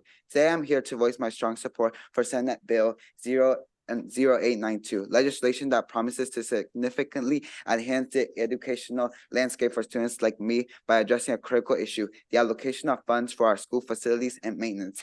Our school has staggering $4 million per pupil funds annually, which could be profoundly impactful if invested in educational programs, is instead being diverted to cover the cost of our 3 facilities, elementary, middle, and high. This substantial financial commitment to infrastructure maintenance severely limits the resources available for essential school programs directly affecting my peers and me. Our school is home to a vibrant community of learners with a key interest in STEM fields, yet our ability to innovate and excel in these areas is hindered by a lack of necessary tools and space. For instance, our Green Club struggles without green space to engage in gardening or environmental projects. Our Robotics Club faces significant challenges due to the absence of adequate space to build and test our robots. And our Science Olympiad team is limited in size and scope due to classroom size constraints. These limitations are not logistical. They are barriers to our growth, learning, and the pursuit of excellence in fields that are critical to the future of us and our community. The potential of bright students is being curtailed by the very environment that is supposed to nurture and empower us. Moreover, I have noticed an increasing level of stress among our dedicated teachers who are stretched thin, juggling multiple class preparations. This is a direct consequence of the financial constraints that prevent our school from hiring additional staff. As a result, the richness of the educational options available to us are significantly reduced, impacting our learning experience. In closing, I urge you to support SB 0892. By doing so, you are not just supporting a bill, you are supporting the dreams, aspiration, and potential of countless students. You are giving us the chance to explore, innovate, and excel in a world that desperately needs the contribution of bright, motivated young minds. Thank you so much. I can go next. Good afternoon. My name is Alex Muller with First Tryon Advisors. My firm specializes in tax and financing for government and nonprofit organizations in over 30 states. You've heard a lot about the difference between charter and district schools funding, but to give you some concrete numbers to walk away from, the first is interest rate. Charter schools pay in excess of 3.25% more for the same type of financing over a district school. The second is fees. Charter school can sometimes pay as much as $500,000 more than a district school to put a financing in place between investment bankers, attorneys, and other professionals. I ran the numbers for a 30-year financing between a typical district school and a typical charter school. The cumulative annual payments that a district school or a charter school pay over a district school is sometimes $12 million. Now, that's what they have in different. What do they have in common? Both charter schools and district schools are funded by taxpayers. So whenever a charter school is paying $500,000 more to investment bankers, or they're paying tens of millions of dollars more in interest costs to hedge funds and property developers, the Maryland taxpayer is picking up the bill. This bill will go an enormous way of closing that credit gap. No longer will a charter school have to stand on its own and pinch pennies within its per pupil funding in order to pay facilities costs. They will now have dedicated financing. That means when they go to the market No longer can investment bankers say, I need to charge you massive fees in order to place this with a hedge fund. Now, normal municipal bond investors can now step up and buy this paper. It takes them from a speculative credit risk to investment grade, fully backed, investment. And that's just right there on the nose, something that can be saved. So anyways, that's what I do for a living, and happy to answer any of your questions about that. Thank you. Good afternoon. My name is Mark Medema. I'm with the National Alliance for Public Charter Schools. We're the voice of the charter schools around the country. We support SB 892 to provide facility funds. Maryland can join 18 other jurisdictions like neighboring Pennsylvania and Washington, D.C., who embrace the government's responsibility to support all public students equitably. All schools need to spend more money in the classroom, not on the classroom. This bill will help schools direct more money into the classroom rather than borrowing money for facilities and then paying high interest rates, as we just heard. The financial impact of this bill does not have to fall squarely on the taxpayers of the state of Maryland. The federal government has a special funding program called the State Facility Incentive Grant that helps offset the cost of this type of legislation. This federal program provides federal funds on a matching basis to select states that have per pupil facilities aid programs for charter schools. To be eligible, a state's program must be specified in state law, hence this bill, and provide annual funding on a per pupil basis for charter school facilities. The federal program will pay 90% of the costs of this bill in the first year. If the state of Maryland enacts this legislation, it would then be eligible to apply for this federal incentive grant later this year to offset the cost of this bill in its first 5 years. We are available to help the state of Maryland apply for these funds if this legislation passes. Thank you. Thank you, Mr. Chairman, members of the committee. Marta Harding on behalf of the Maryland Alliance of Public Charter Schools, which strongly supports the bill. Thank you to Senator McCray for introducing it. Just a couple, I know the committee heard the bill last year. I just want to highlight a couple of the points just to remind you what the bill does and what it doesn't do. It is not about school construction. It is about eligible expenses in the form of routine, ongoing costs of providing a functioning school space for students to learn in. Rent, utilities, O&M, routine repairs, property insurance, et cetera. It's set up in a reimbursement model, so the schools would apply after the year is over for their eligible expenses to the IAC that would review the documentation to ensure that the expenses are eligible, and then it would be reimbursed to the school up to the per pupil cap. As the sponsor indicated, the big change in the bill this year is it's permissive, not mandatory. It is up to the governor whether to fund and how much to fund up to $2,000 a student. And we note, as you've heard before, many other states, in fact, the Department of Legislative Services did a study over the interim to look at how many other states provide funding to charter schools. We are very much in the minority of states in not providing any. So we think this bill is a huge step forward. Even in the permissive form that it's in, as you just heard, it will put the state in a position to apply for federal funding to offset the costs of the bill. So we think that is a reason to move forward with the bill as soon as possible. So thank you very much. Be happy to answer any questions. Thank you. Questions for this panel? Very good. Thank you all. Great job, guys. Wait, there's one more. Yeah. Oh, there's more? We have another witness signed up. Okay, sure.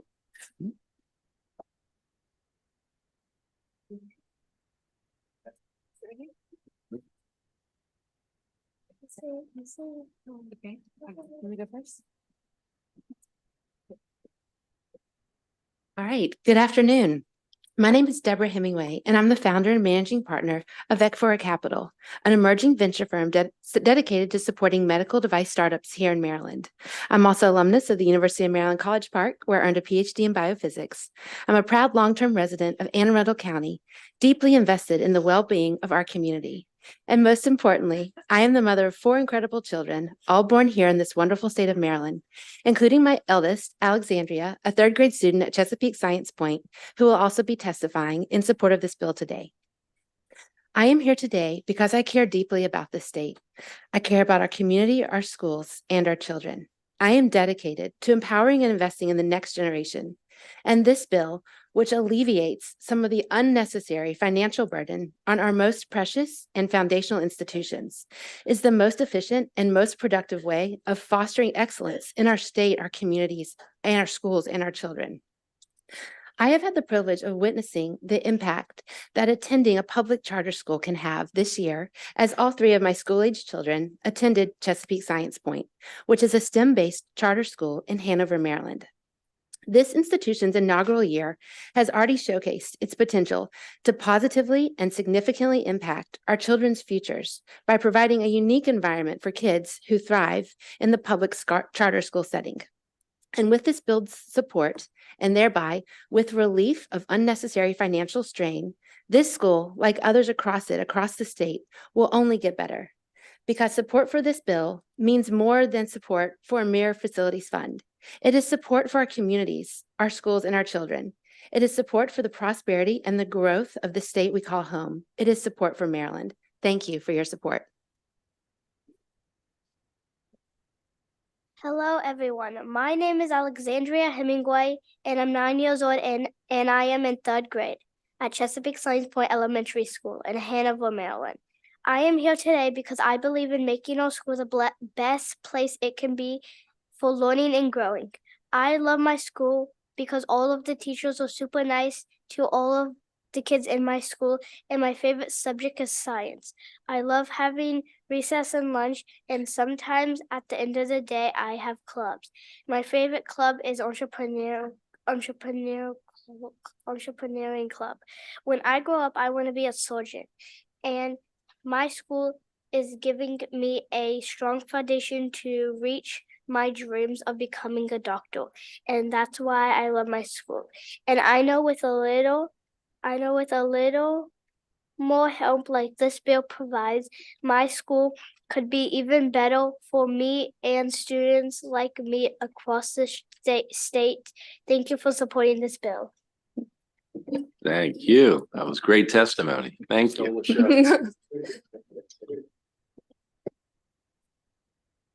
Okay, so we got everybody. All right.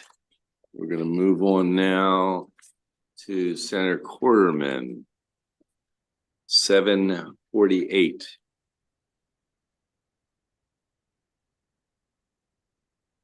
Oh, yeah.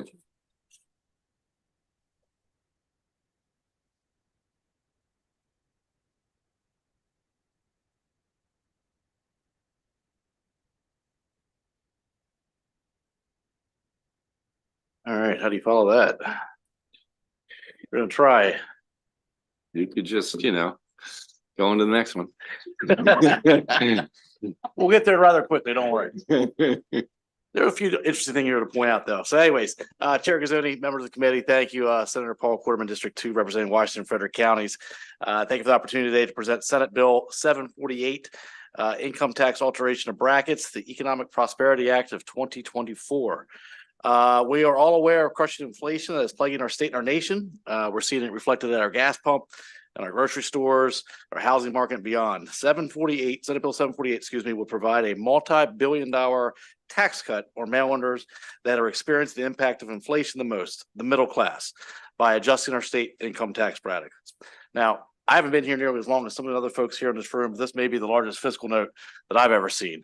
It comes in about $4.8 billion. That's just year one, though. That's just the first year. It goes back to a modest about $3.8 billion the next year going out. So all kidding aside, though, Maryland has a very significant tax burden on its middle class. Our government employees, our small business operators, our teachers, our public safety officials. And the tax bracket at 4.75 is anybody from $3,000 all the way up to $150,000. It's a very wide swath of individuals. So what this bill would do. So first, it's going to eliminate taxes on some of our most vulnerable. So 0% tax or 0% for single filers up to 15,000 and 0% for joint filers up to 30,000. So again, individuals who probably can use tax relief the most would get that in this bill. Significant tax tax cut to those.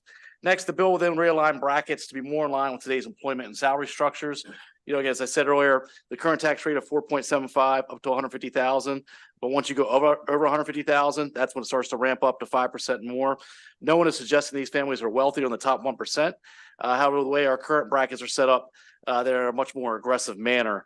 And so these changes will help lift the financial burden that's placed on everyday Marylanders who are trying to earn a living for their families. So with that, we appreciate your consideration and ask for a favorable report.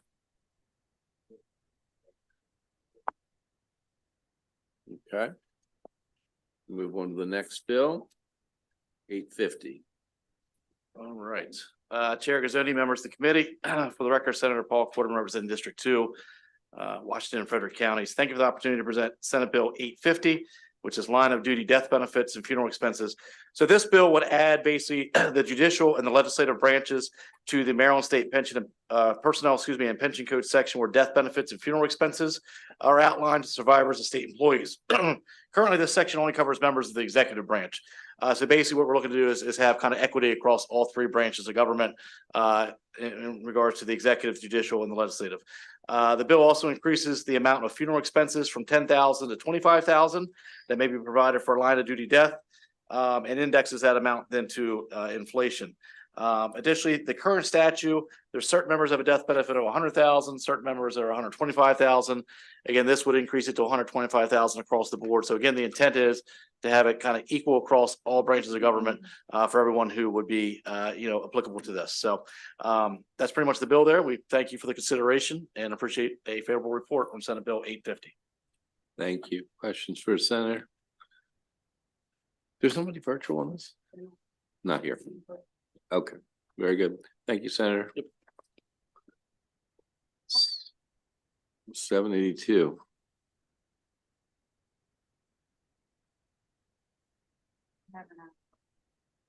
Okay, well, all right, well, we'll do it after Senator Young is here. Lewis Young is here. She's right here. All right, we're gonna go to 779. Senator Lewis Young. Can I bring my panel up? Absolutely. Thank you.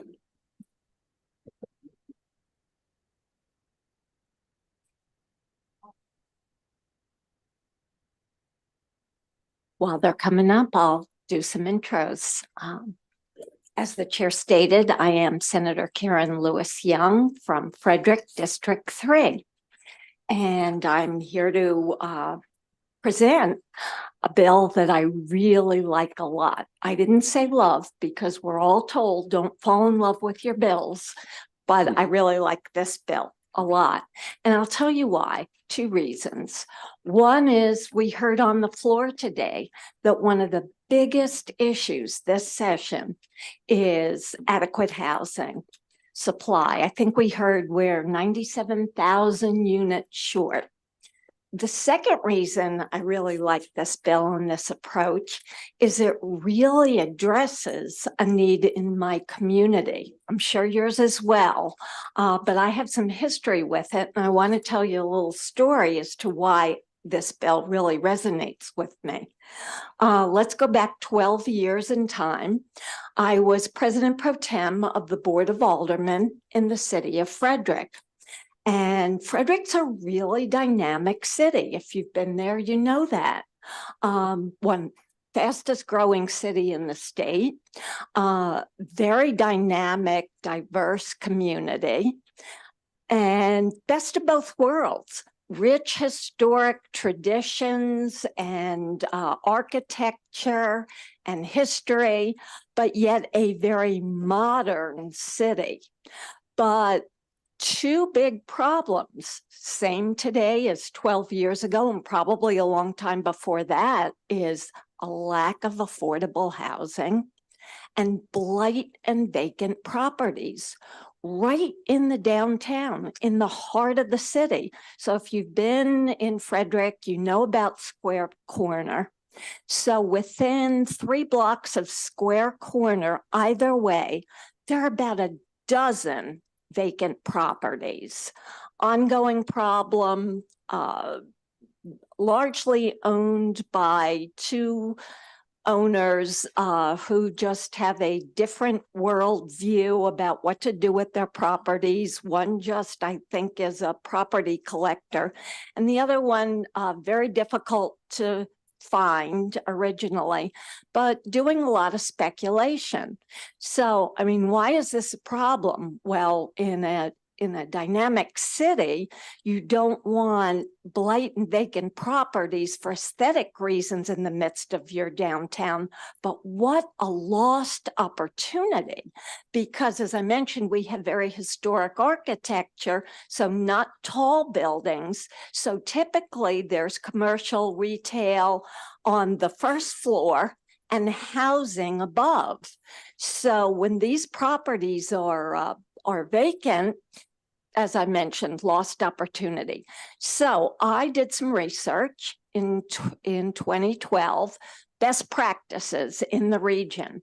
And I remember two distinct examples. One was Washington, D.C., and the other was somewhere in Pennsylvania. Sorry, don't remember the town. As I mentioned, it was 12 years ago. And made some recommendations to my fellow aldermen as to what we could do. And one of the solutions was to put a tax on these vacant buildings if after several months and a series of notices, they didn't do anything about it. But at that time, and probably till this day, the legal department was reluctant to follow the recommendation because they felt that there wasn't an appropriate state statute in effect to actually give them the authority to execute the recommendation. So fast forward 12 years, working with some partners you see at the table here, and many of them have worked on this for months. They've come up with 3 really good recommendations about how to address this problem. One is the one I just described to you, a speculation unoccupied vacancy tax. This is enabling legislation. We know residential properties are artificially removed from circulation, and that can drive up the cost of housing. Speculation vacancy and a general lack of occupation negatively impacts local and state economies and doesn't serve local or state interests. For years, the Baltimore City delegation has also attempted to enact local legislation to this effect, but thus far they've been unsuccessful. To address these issues, we believe that the General Assembly should pass this enabling legislation, and it would empower local government to enact a speculation unoccupied vacancy tax that more accurately reflects the full cost of these empty and sometimes unsafe units have on a local community. That's approach number 1. Approach number 2 is accurate contact information for LLCs which own the property. I think I mentioned that in my experience in 2012, one of the owners of the property we couldn't even find. I finally found him. He was actually in jail. But this is a frequent problem because, you know, whether you're trying to find the owner because you actually have someone interested in purchasing the property, or there's a health or safety hazard, which frequently happens because when a property is vacant, it's also frequently blighted. You really need good information. So vacant properties that are owned by LLCs, if they have information at all, it's often inaccurate. Sometimes these units deteriorate, and there's little flexibility for local intervention. So again, I'm recommending that the General Assembly require the State Department of Assessments and Taxation to ensure that all corporate owners of these properties provide yearly and correct information for a company representative. It doesn't have to be the owner, but somebody to contact in the event of an emergency. And that person should have the authority to communicate. And we believe that SDAT should be able to share that information with local jurisdictions on request. Now, I mentioned that there's a third recommendation, and that is additional regulatory authority for short-term rentals. Now, this is one recommendation that didn't exist to the extent, or challenge that didn't exist to the extent it does today because of the rising popularity of short-term rentals, also known as STRs. They provide, it's kind of a double-edged sword. They provide tourism opportunities. They provide homeowners with extra income, but they also attract commercial investors. This can drive up the price of the properties. And at a certain point, if they're really centralized, it can generate saturation in a community, which results in fewer long-term options and other challenges for housing. So it's become very clear that they can have these short-term rentals can have a negative effect on housing availability. I also want to put this in context in terms of the concept of fairness. These online rental platforms facilitate transactions that closely resemble traditional hospitality industry transactions. So, for example, Airbnb, finally got that out, reports facilitating lodging at more than 4 million properties worldwide and more than 6 million active hosts on its platform. In comparison, Marriott reports having approximately 1.3 million rooms and 6,700 properties worldwide. So you can see that this particular offering is certainly taking its share of the hospitality issue, but not necessarily held to some of the same standards, paying some of the same taxes. So in addition to eating away at the supply of affordable housing, they're also skirting some policies that are, endured by competitors, giving them an unfair advantage. STRs in residential areas effectively act as commercial properties.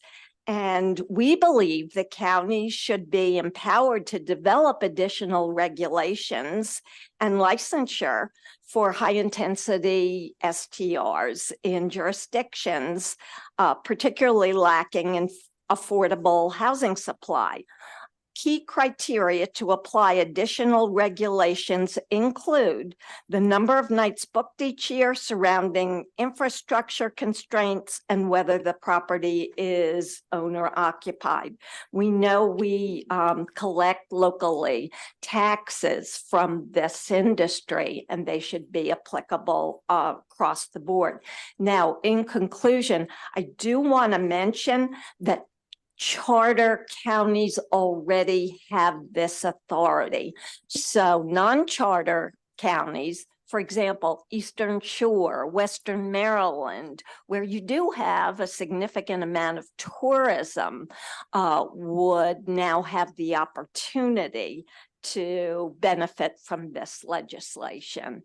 So with that, I would like to turn it over to my panel. Thank you. Oh, sorry.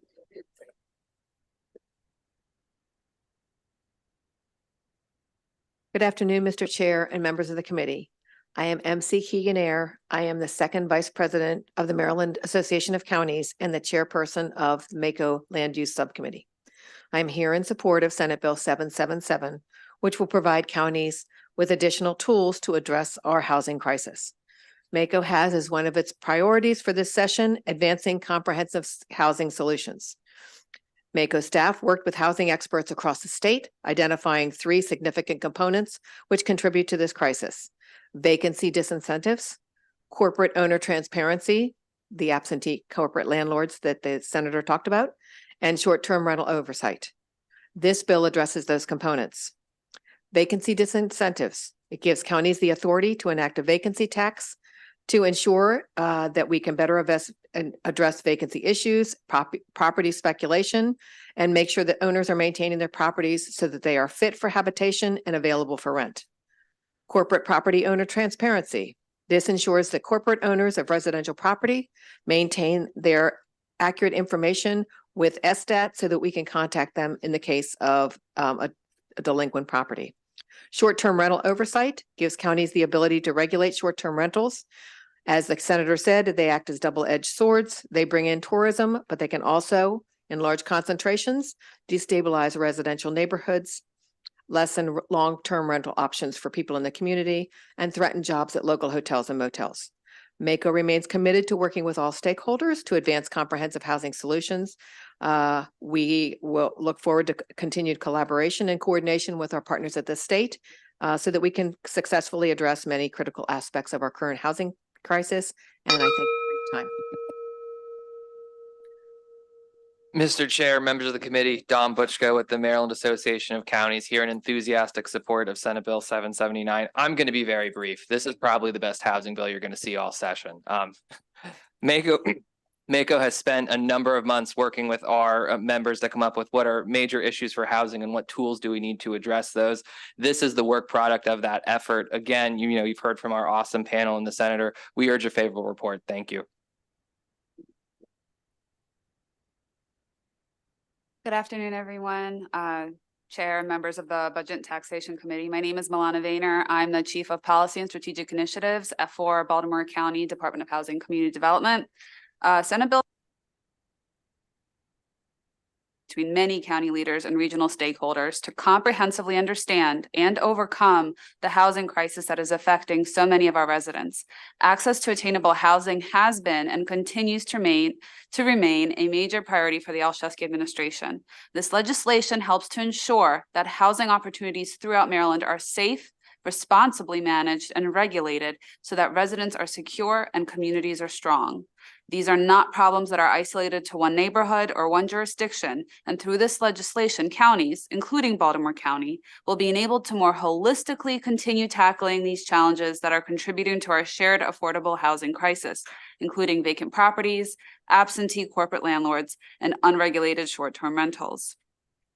The county recently passed local legislation to define, identify, and inventory vacant properties, and in November launched a public-facing GIS map that shows the locations of these properties. Allowing a variable tax rate would give the county a path to deter speculative investors who refuse to sell or improve blighted and vacant properties to the detriment of the surrounding communities. Second, this bill ensures that corporate owners of residential property must maintain accurate contact information with SSTAT so that a representative can expediently and effectively address health and safety concerns for residents. Lastly, this bill empowers counties to regulate short-term rentals. Counties continue to be on the forefront of these challenges, and legislation like SB 779 gives us access to new resources to comprehensively address these obstacles and deliver long-needed and practical housing solutions to our residents. For this reason, we ask this committee for a favorable report. Thank you. Questions for the panel? Thank you very much. Are there? Oh, I'm sorry. Oh, Senator Hellman. Thank you very much, Mr. Chairman. I'm a little confused because the sponsor of the bill said that charter counties already have the power to do this. So I guess somebody can answer that what kind of power you can already set a variable tax rate to go after those that are abandoned or dilapidated, right? No, so to be Not. clear, when that comment was made, that was in reference to short-term rentals. So Just the short term. yeah, so our charter counties can already regulate short-term rentals. Our Okay. non-charter counties, it's a little less clear whether they can or can't do that. And so this is just a provision to kind of ensure everyone's on the same page, that all jurisdictions have this authority. As far as the vacancy tax, Right. that would have to be authorizing. Local jurisdictions don't have that right now. Correct. I believe Okay. Baltimore City has something City. similar, Yep. but that's not universal. Correct. Okay. Just wanted to be clear. Thank you. That helps.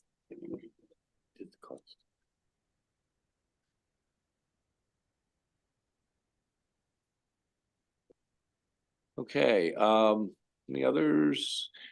There's more folks who are signed up though. For favorable, yeah.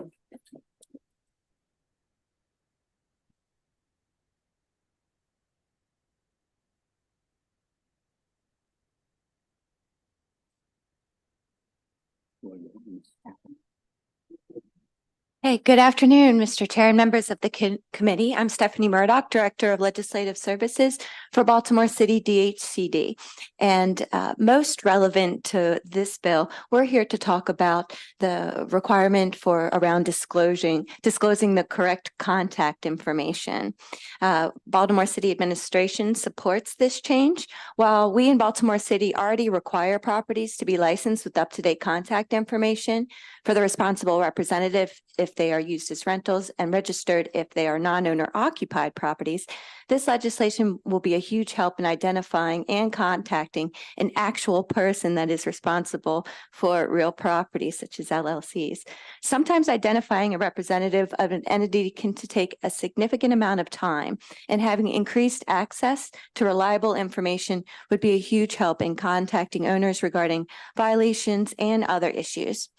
DHCD created a dedicated investigative position in 2003 to assist housing inspectors with locating property owners that own vacant properties or have other property maintenance issues.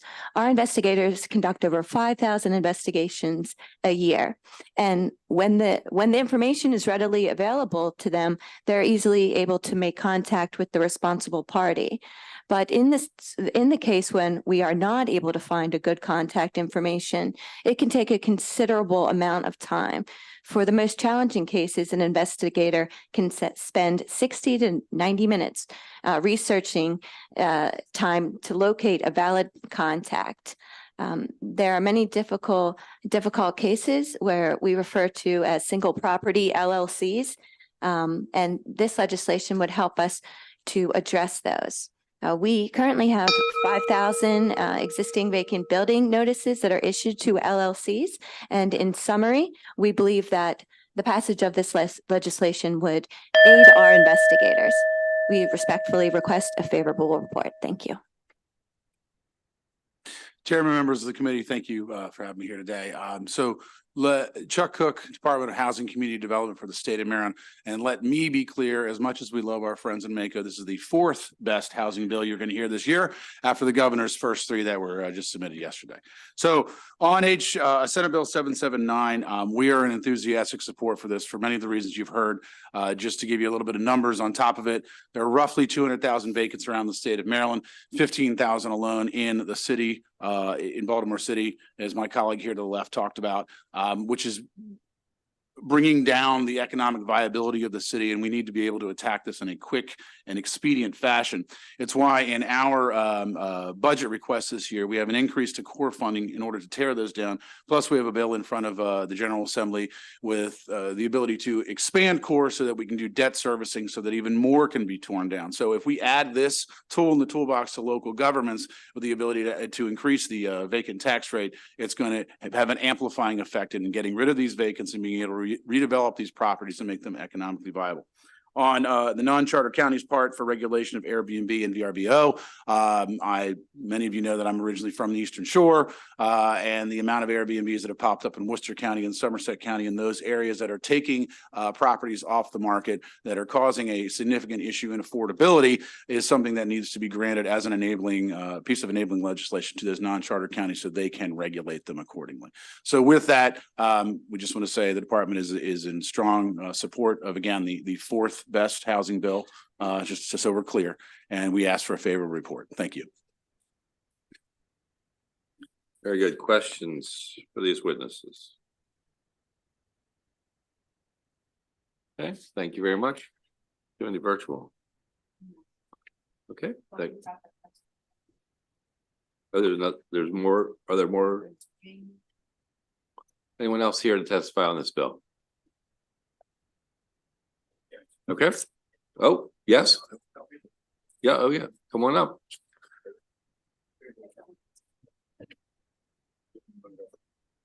Sure, I'm actually. Good afternoon, Mr. Chair, members of the committee. Justin Fiore here on behalf of the Maryland Municipal League. We are actually in clean support of Senate Bill 779. There's a small mix-up on our end. Municipalities already have both the authority to create subclasses and to regulate short-term rentals. So we're supportive in our county's partners getting that authority and the LLC contact information part of the bill. With that, we ask for a favorable report. Thank you, Mr. Chair. Lisa May with the Maryland Realtors. Here favorable with amendments. Under 1-407, providing accurate contact information, we think that that is a good and necessary step to take so that property owners can be communicated with. Under the taxation of vacant property, really our concern is that this be used as a last resort. When all other measures of code compliance have failed. Right now, there is no time frame for how long a property might be vacant before the additional taxation is enacted. And if it is months, as the sponsor mentioned, we think that that is far too short of a timeline to exhaust all other remedies before subjecting these properties to additional taxation. And then finally, for short-term rentals, we have some concern about the linkage that's been created between short-term rentals and housing affordability. You know, if we, not to knock our friends from MACO down even further, but the best housing bill that we would have this session would actually be one that creates and builds all of the housing that we need for every use, be it long-term rentals, short-term rentals, or owner occupancy. So with some changes, we do support this bill, particularly the providing of contact information under 1-407. Chairman Guzzoni, members of the committee, I'm Jamie Gregory here on behalf of Airbnb. Since founding in 2008, Airbnb has been an economic lifeline for many hosts and an affordable travel option for guests. Some stats on Maryland. 44% of Maryland hosts in 2022 said they used the money earned to cover needs such as food and other living costs. 42% said money earned helped them stay in their home. Approximately 800,000 people visited Maryland by staying with a host, although stays took place in only 0.7% of Maryland homes. 60% of Maryland hosts are female and earned about $13,000 in extra income. And more than 20% are over 60 years old. Okay, so to be clear, Airbnb does not oppose giving the non-charter counties the same authority that the charter counties have to regulate short-term rentals. However, the bill as written establishes a premise that short-term rentals are the main driver of affordable housing issues. 2 studies released just this month show that short-term rentals do not have a significant impact. The first states that there is no strong correlation between the number of homes used as short-term rentals and rental affordability or vacancy rates. And the second, from the Harvard Business Review, states that short-term rentals are not the biggest contributor to high rents, especially when it comes to the most vulnerable residents. The first request is for an amendment to remove the reference to high-intensity use of short-term rentals in areas lacking an adequate supply of affordable housing. The second amendment deals with the owner-occupied criteria, the concern being that you would be limiting a tenant's ability to benefit if they have the property owner's approval. Virginia House of Delegates just passed a bill that says that a locality must issue a tenant the same STR permit as the property owner if the property owner approves. We would request the committee consider adding that language to this bill as well. Sorry, I went over. You were perfect. Thank you. Any questions for this group? Okay, thank you very much. And that's it on that bill, right? Nobody else. All right. Okay, Senator Lewis Young, here we go for number 2. 985. Bring your panel up. Thank you very much. I'm going to be continuing the same theme of another tool in the toolbox and potentially a tool that could assist us with affordable housing. That bill is entitled the Economic Development Revenue Bond Act. This bill makes changes to the state's Industrial Development Authority, which I'm going to refer to as the IDA for brevity. And it changes the code to expand the scope of industrial development authorities and broaden the permitted use of tax incremental financing, which I'll refer to as TIF revenues, which would allow counties across Maryland to fund redevelopment programs that will target investments to underinvested communities. Want to talk about what this bill will do. Throughout Maryland, communities are seeking new and innovative ways to address underinvested areas such as old malls, affordable housing, and other challenges. Real estate developers can continuously turn to the public sector to help bridge the gaps in project financing and redevelopment. Redevelopment often necessitates upgrades to existing infrastructure to meet capacity needs. Otherwise, the cost of this would be transferred to those in the service area unless the public sector can help offset the cost of these infrastructure improvements. Maryland counties seek tools to address these opportunities, and by expanding the uses under the IDA, this legislation could provide for enhanced economic development, redevelopment, and affordable housing throughout Maryland. Economic development can provide a public benefit by shifting the tax burden, or at least a portion of it, from residential taxpayers to commercial entities. Just a little bit of history on IDAs. They go back at least 50 years, if not more. I happened to read an article about some IDA history in New York State, where the first IDA was established in 1969. So a lot of history and a lot of evolution. Originally, they were used to build industrial parks and to subsidize manufacturing. And one of the things I read about the New York experience was for some of these kinds of investments, they found that actually these businesses would have probably done the development with or without the support.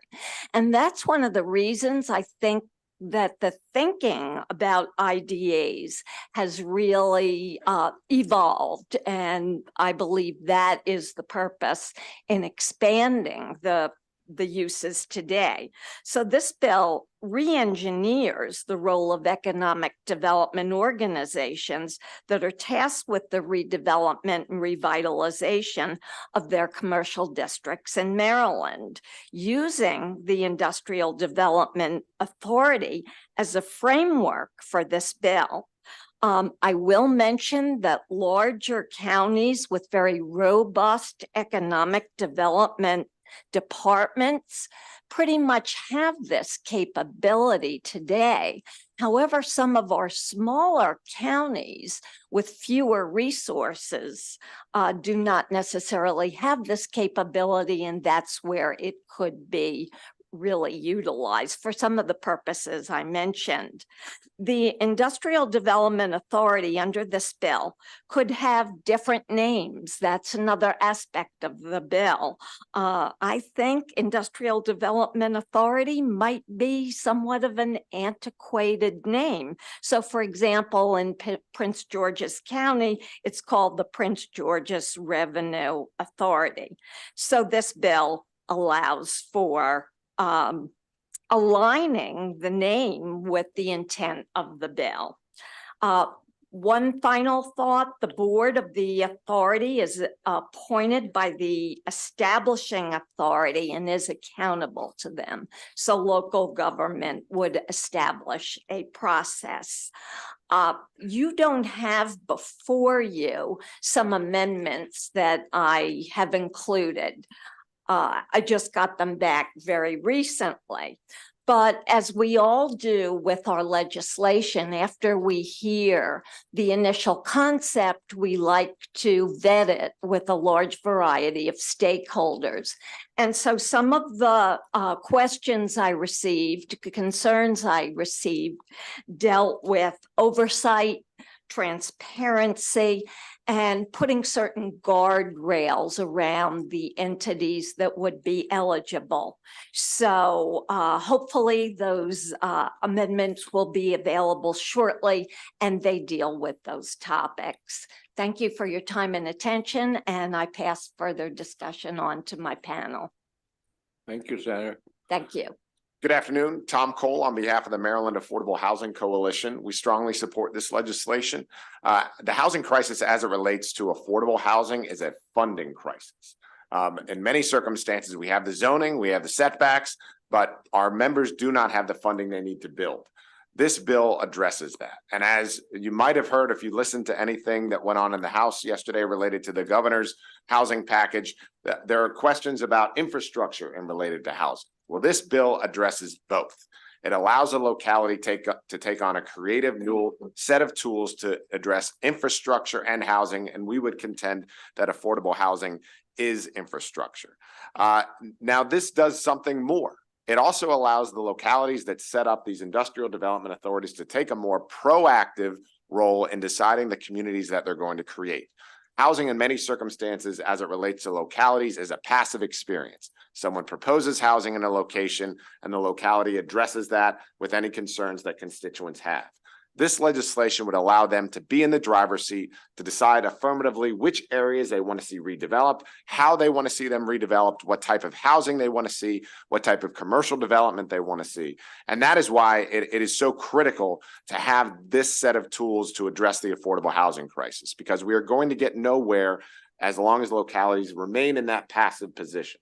So the Maryland Affordable Housing Coalition respectfully requests a favorable report on this legislation, and thank you for your consideration.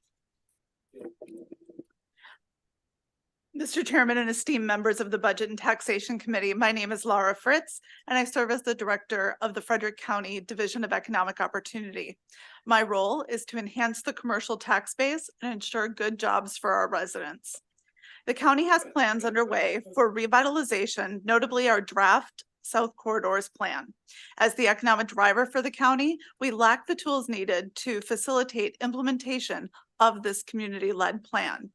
In my research, I found Maryland counties have limited tools to address complex economic development needs.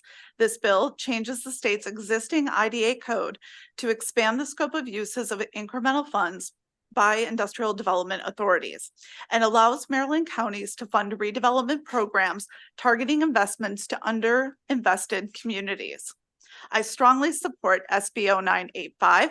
As a certified economic developer with over 25 years of experience, I bring a wealth of expertise to this endorsement. Over my extensive career, I've witnessed real estate investment projects becoming more complex and developers turning to the public sector to help bridge gaps in project financing. As redevelopment is generally more expensive than greenfield development, developers seek public sector assistance to offset additional costs. Frederick County needs commercial investment. We are the fastest growing county in the state by fourfold, yet our commercial tax base has decreased over the past 2 years due to the surge in residential growth. This bill helps authorities facilitate commercial development and addresses community goals such as affordable housing, community revitalization, and site readiness to accelerate economic growth and respond to market demands. In conclusion, I request the Budget and Taxation Committee to give SB 0985 a favorable report. With the proposed tools, local governments can revitalize our communities, foster economic growth, and ensure a prosperous future for Maryland. Thank you for your time and consideration. Thank you very much. Any questions for this panel? Yes, Senator. Thank you, Mr. Chairman. Love economic development, industrial development. I'm into that, but what does this authority, the IDA, do that the counties can't do already? The biggest thing that this bill does is it takes the potential for an authority to issue a bond and not have that bond backed by the good faith and credit of the county, thus impacting their debt capacity.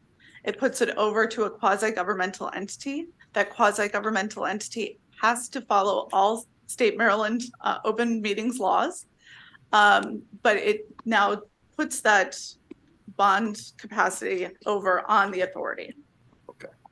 And just one more, if I could, Mr. Chair.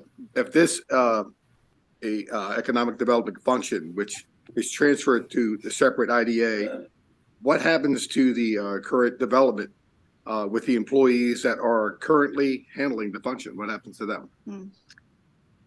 So in most communities that I've talked to, my peers, they currently do not have people who are dedicated to redevelopment finance. They have wonderful people who are out recruiting, retaining, expanding companies all over Maryland, but they don't necessarily have a redevelopment agency or redevelopment authority. And so part of the amendment to this bill would allow for some of the incremental funds to be used to fund the administrative costs of, hiring staff to manage day-to-day projects. Oh, okay. Thank you, Mr. Chair. Edelman. Very much, Mr. Chairman. So I know some counties have the bonding authority to be able to initiate projects like this and some do not.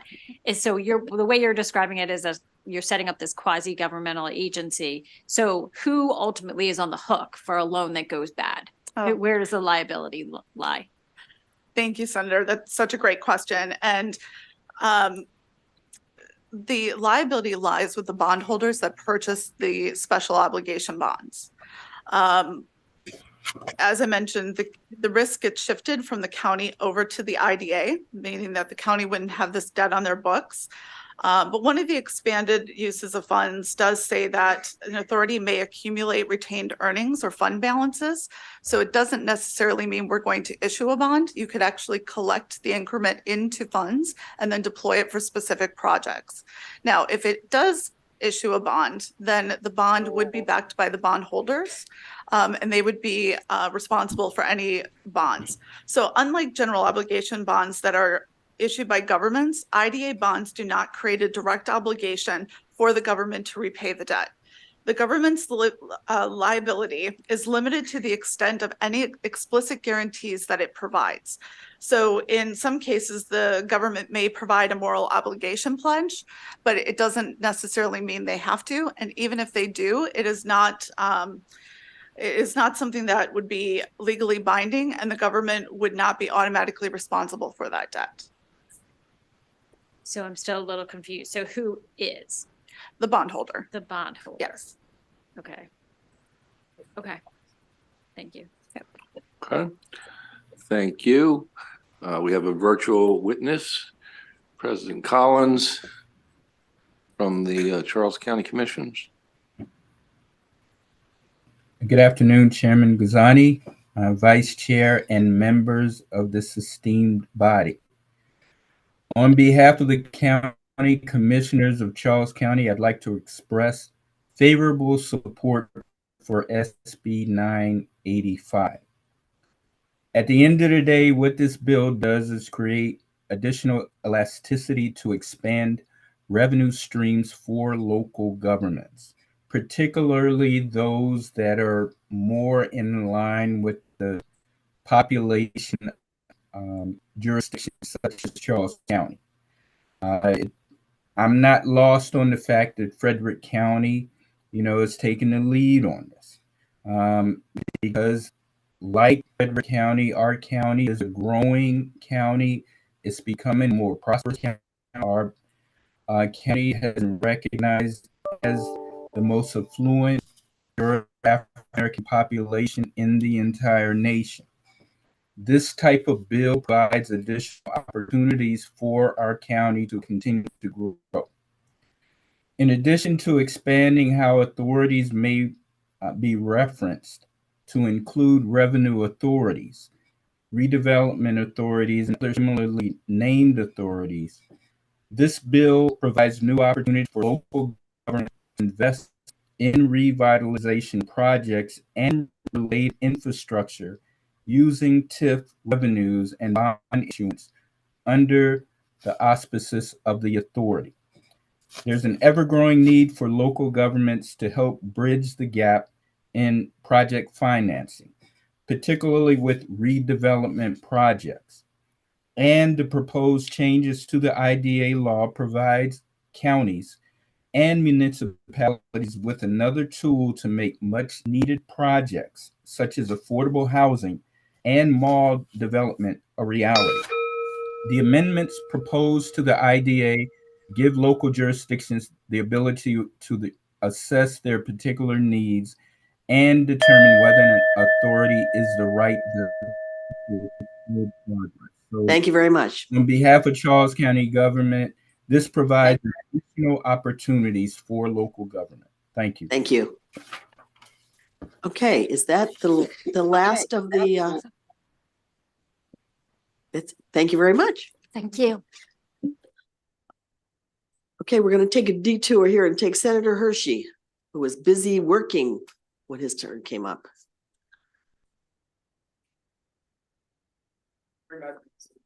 Yes. Colleague up with me? Yep. Be careful, that is, I don't know if that works for you. Well, I don't know. And Madam Chair, my apologies for trying to finish up that bill. So thank you very much, Madam Chair. For the record, Senator Steve Hershey to present Senate Bill 782, which authorizes the Board of Public Works to temporarily suspend an increase in the motor vehicle sales tax due to adverse economic conditions, a public emergency. The manner in which the gas tax is raised each year is that the comptroller determines the rate of inflation and sets the increase on June 1st. The new higher gas tax then goes into effect on July 1st.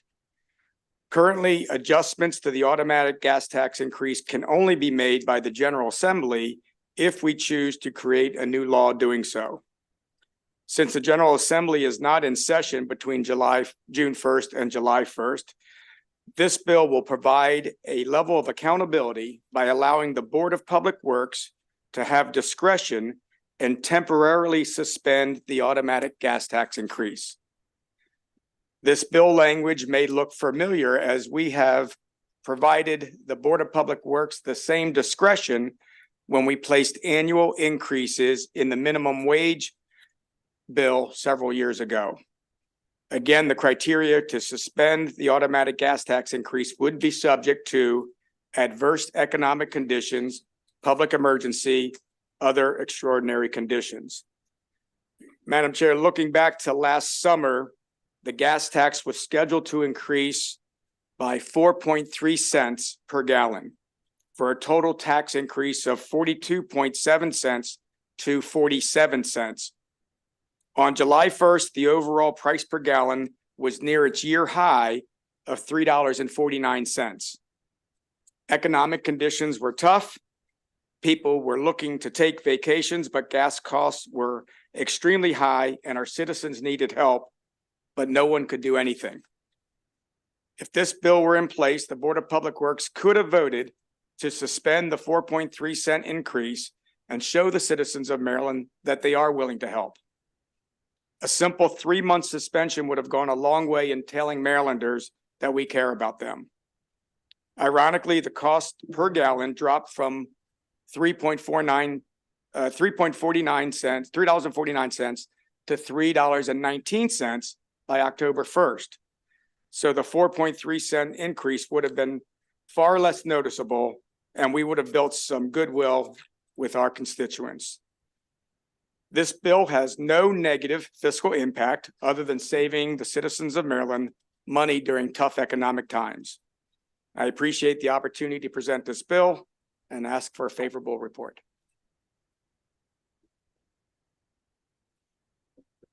Madam Chair, I'll go ahead if it pleases you. For the record, Mike O'Halloran here on behalf of the Mid-Atlantic Petroleum Distributors Association, which is the association for our state's fuel distributors, convenience stores and service stations. As the senator pointed out, the legislation would allow the Board of Public Works with certain guardrails incorporated into the law to temporarily suspend an increase in the state's motor fuels tax. Currently, the state's motor fuel tax increases each year on July 1st based on the Consumer Price Index, better known as the CPI, subject to certain restrictions. As the motoring public has witnessed over the past couple of years, inflation has caused significant hikes at the pump on July 1. They've come as families and businesses were dealing with the fallout from inflation, international conflict, post-COVID supply chain issues, and more. Senate Bill 782 will provide a necessary temporary off-ramp, giving Marylanders some relief at the pump. And again, as Senator Hershey pointed out, this idea of a Board of Public Works off-ramp is not unique. We're not plowing new ground here. So we certainly hope that this committee would see fit to give this a favorable report. Thank you. Thank you very much. Is there another witness here? Okay, all right, thank you. Thanks, Senator. Thank you. Okay, next we have Senator Washington here. May I bring my panel? Yes, please. Do you have 3 witnesses? Yes. And then I have one person to answer any technical questions. So Okay. that's a Okay. One person just answering this.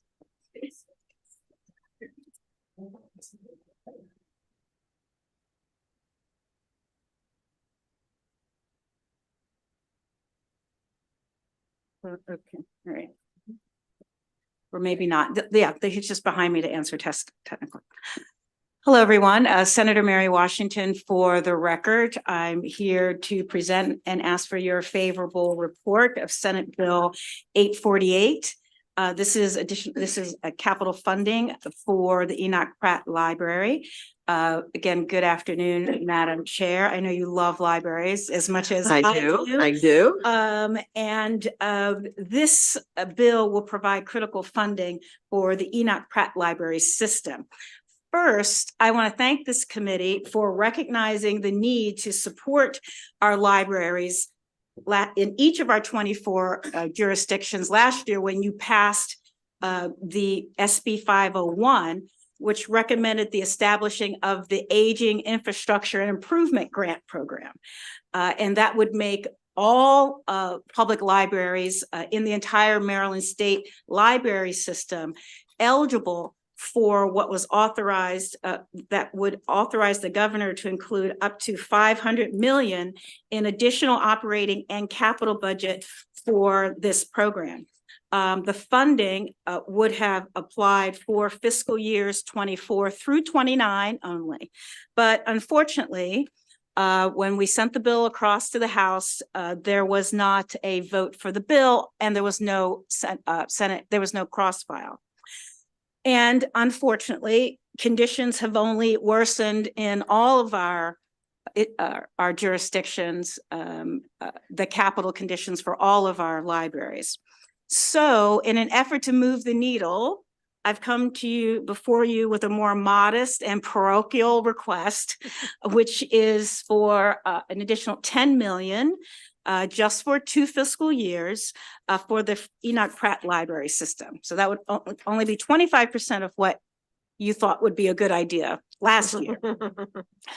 Again, the facts are the same, which I'll just remind you that based on a 2023 Buildings and Facilities Report conducted by our own Maryland Library Agency, an estimated cost to stabilize and modernize the infrastructures across all locations for the Enoch Pratt system would be a staggering $340 million. Of this, $51 million would address critical facility systems. That means that these are systems that require immediate attention. 7 branches in the Enoch Pratt system are considered and classified as critical. I'll have the names and I'll share them with you, but one of them, of course, is in my district. One is Clifton, so 45, Pennsylvania Avenue, Forest Park, Hamilton, Walbrook, and Reisterstown. The Northwood branch alone, which is in my district, needs 11.5 million for all needed repairs. The Northwood branch closes each year. Well, this last year they closed for weeks and they anticipate having to close again. Now that system is, that branch, as well as one of the other branches in my district, is one of the very highly used. Community associations use it. You know, I don't know if they still call it, you know, jumper size or jazzercise or whatever it is for seniors.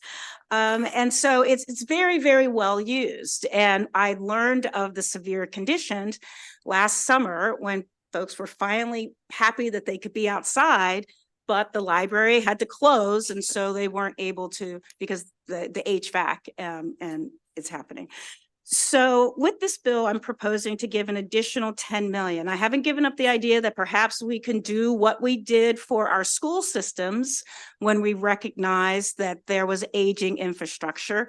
But I, again, am asking you to allocate this money for the improvements. Now, the intentions of this bill is for the Enoch Pratt Library to utilize the grant to advance the role of the state library. So the Enoch Pratt Library doesn't just serve Baltimore City. I want to be very clear. It is the center of our state library system, right? And our state archives and our state data center is housed there. So it, again, while it's Baltimore, while in some ways it might just be this is just a senator advocating for their district or for their municipality, it really truly is also very much a part of the state system. I have here, I have here in my panel, Christine Espenshade. She's the current chair for the Enoch Pratt Library System. I have Darcel Graham. He's vice president of public services for the Enoch Pratt System. I have Nyala Whitaker, who's the manager for the Northwood branch of the Enoch Pratt Library System. And I have you. Oh, okay, there we go. And I have Clarence, Felder here. He's chief of facilities to answer any questions you might have. So Madam Chair, if you don't mind, if we could start with. Absolutely. 2 minutes apiece. Great. Senator Benson. Why is Baltimore City taken out of the picture? Why aren't they fulfilling that obligation of providing that 25% match?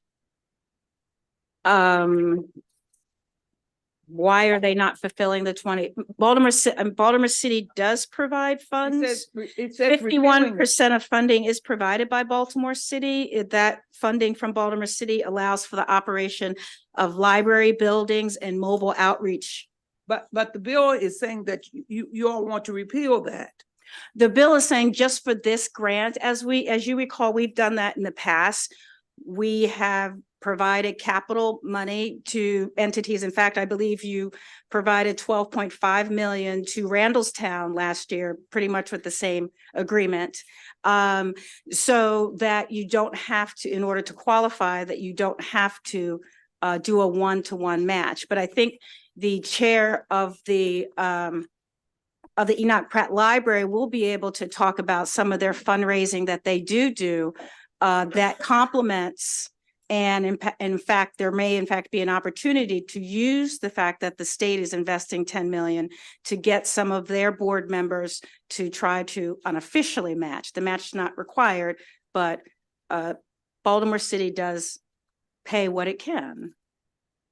And this is a need. What did you say about Baltimore City? No, I just assured you that Baltimore City is not out of the picture. Okay. In other words, Baltimore City does in fact contribute to the library system. Yes, absolutely. I was saying 51% of the funds that have to do with the operating are provided by Baltimore City. And again, that allows for the operation of the buildings. This is a capital request, which you, again, you're familiar with the same issues occur for the school system for Prince George's County. You have capital needs, and some jurisdictions aren't able to provide for those needs. We do the same for Allegheny County, Somerset County. Okay, I was just interested in knowing that Baltimore City is contributing to this, to the. Yes, as a library. taxpayer in Baltimore City, I assure you, I the city know is that's right. paying. Thank you, Madam Chair. Thank you. Thank you. Good afternoon, distinguished members of the Senate Budget and Taxation Committee. I'm Darcel Graham, incoming interim CEO of the Enoch Pratt Free Library, and thank you for this opportunity to speak with you today. And sincere thanks to Senator Mary Washington for her continued support of the Pratt Library and this bill. The Pratt Library is both the State Library of Maryland and the Library for Baltimore City with 22 branches. And just last year, the Pratt Library saw record-breaking usage across our city. But the Pratt has some of the oldest library buildings in this state, with 6 libraries over a century old and 13 buildings over 50 years old. In fact, only 2 of our buildings were built in this century. With our aging infrastructure, we are reaching a critical point. A recent assessment concluded we will need more than $340 million to address our infrastructure issues. And we have been working to leverage both public and private funding to assist, as well as resources from the American Rescue Plan to fund HVAC repairs in several buildings. However, we need to see a significant investment in our buildings. Otherwise, multiple libraries will likely permanently close in the coming years. Our Norfolk branch alone in Senator Washington's district closed approximately 20% of last year due to deteriorating building conditions, leaving some of our youngest customers with no safe place to go in the summer or after school, and the young at heart without access to critical resources. Like all of our libraries, the Norfolk branch is vital to our community. Senate Bill 848 will help the Pratt Library make critical repairs to our buildings and help keep our doors open to all who need us. I respectfully ask you to support Senate Bill 848. Thank you. Okay, thank you very much. Christine Espenshade. Hi, I'm Christine Espenshade. I am the, the chair of the Pratt Library Board of Directors and Trustees. That's 38 dedicated volunteers who live in the city and county who work to support and advocate the library, obviously legislatively, but also financially. I'm here with thanks to Senator Washington for her support of this bill. I am here to assure you that as the bill is written, Senator Washington is proposing $10 million of funds coming from the state that will be matched 10% by private funds. I can assure you that the Board of Trustees very much supports this. This is a drop in the bucket of the $340 million we actually need to bring our infrastructure back to par. But this $10 million means that our branches can stay open this summer. We can provide services, we can provide job support, we can provide workforce development that without our libraries being open, we absolutely do not have. Darcel mentioned briefly, we have the highest circulation we've ever had in 12 years. We have the highest number of cardholders we've ever had in 7 years. The Enoch Pratt Library was the first library in the state of Maryland to go fine-free. So our customers, if you return something late, there is no penalty. So for everybody who thought that libraries were gone and no one was ever going to check out a book or do anything, the absolute opposite has happened. And in a city like Baltimore with so many needs, an investment like this is an investment in the future. This is keeping kids busy, it's keeping seniors busy, and I thank you so much for your time and consideration. Thank you. We have Nyla Whitaker.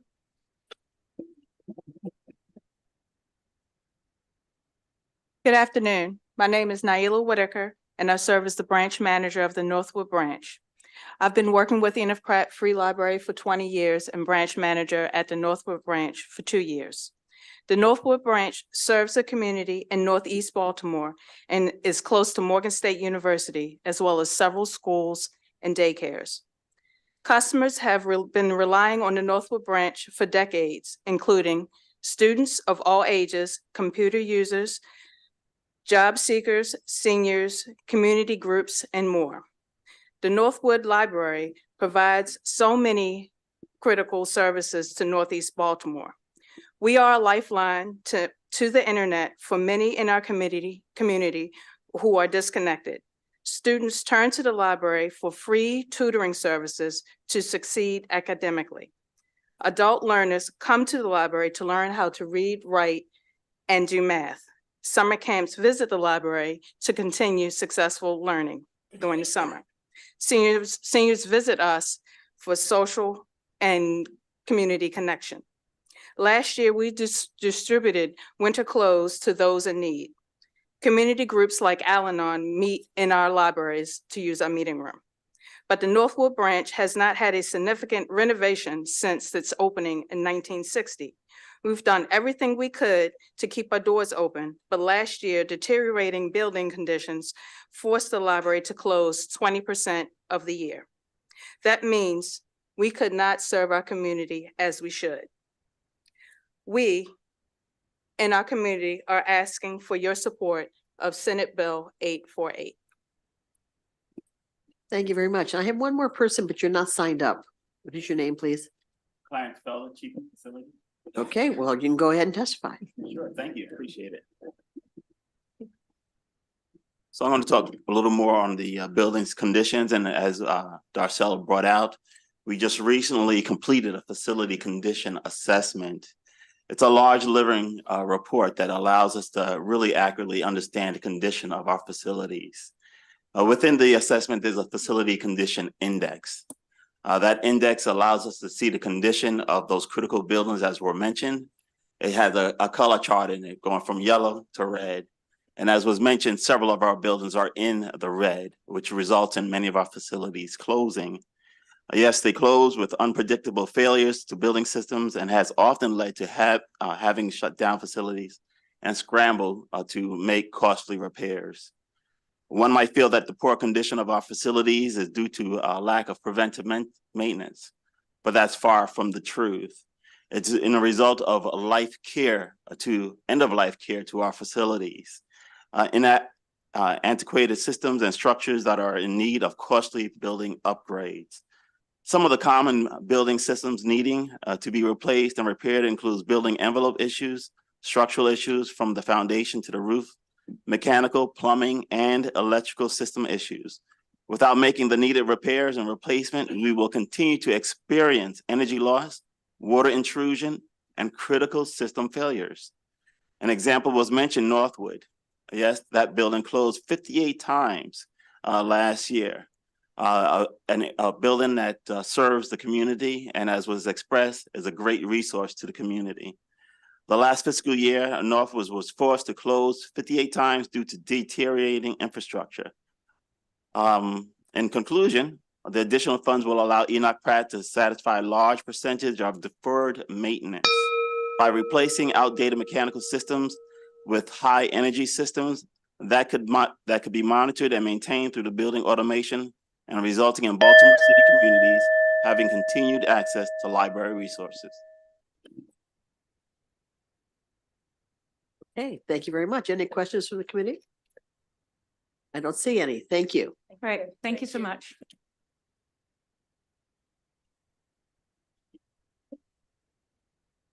Next up, we have Senator McKay, Senate Bill 787.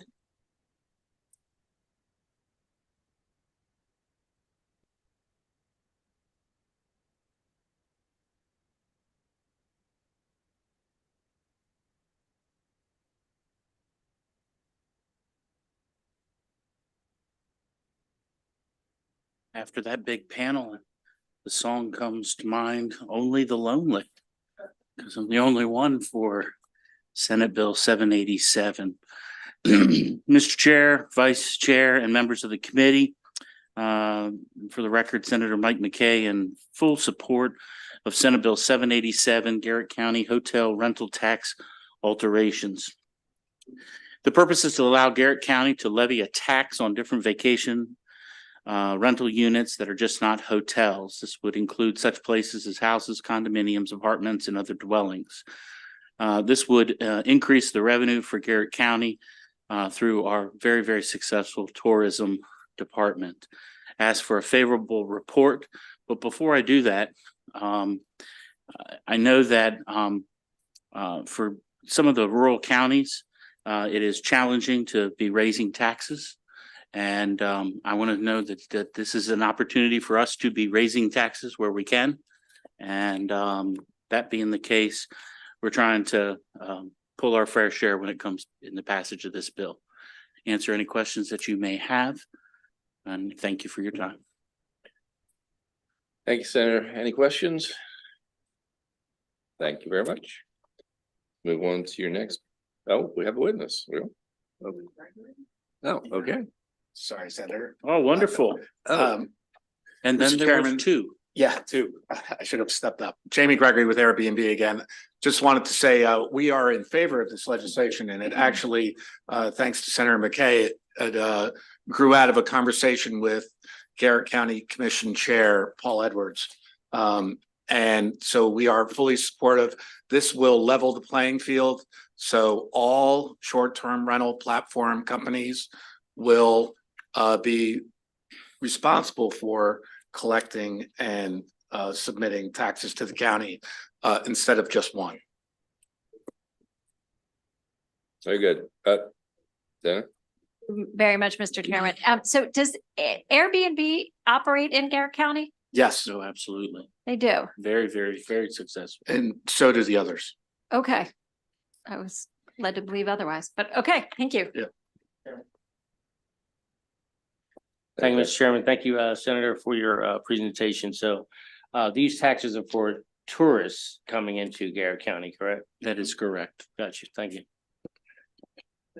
I see dollar signs in your eyes.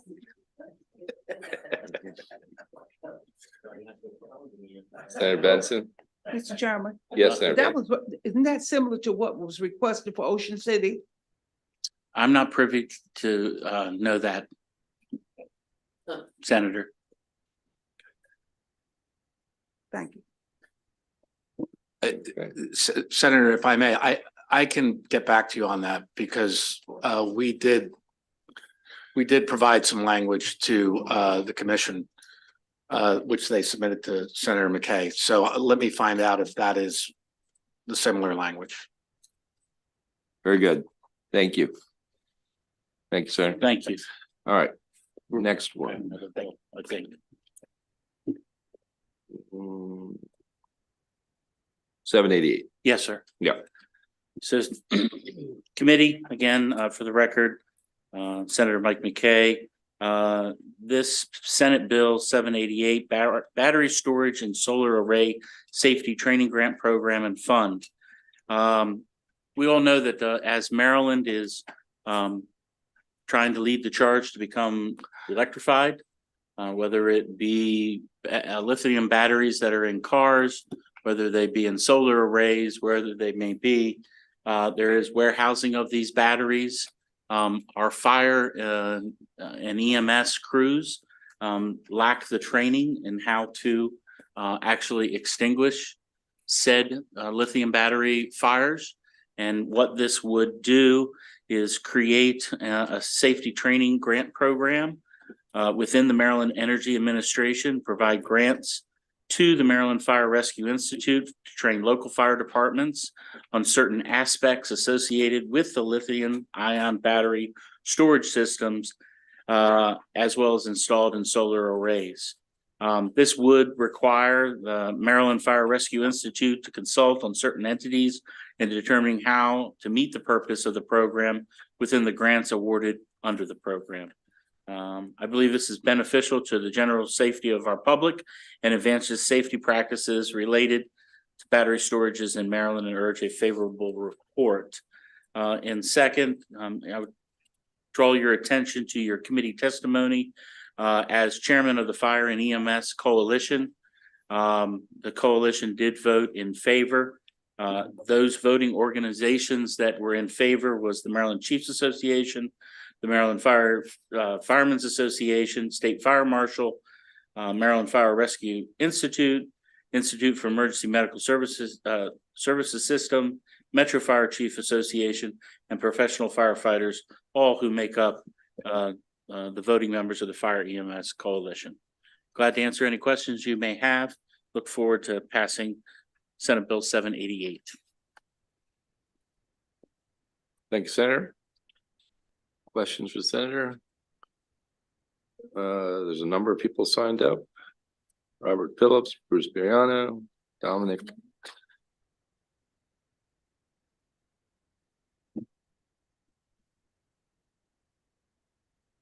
Mr. Chair, members of the committee, Dominic Butchko with the Maryland Association of Counties here in enthusiastic support of Senate Bill 788.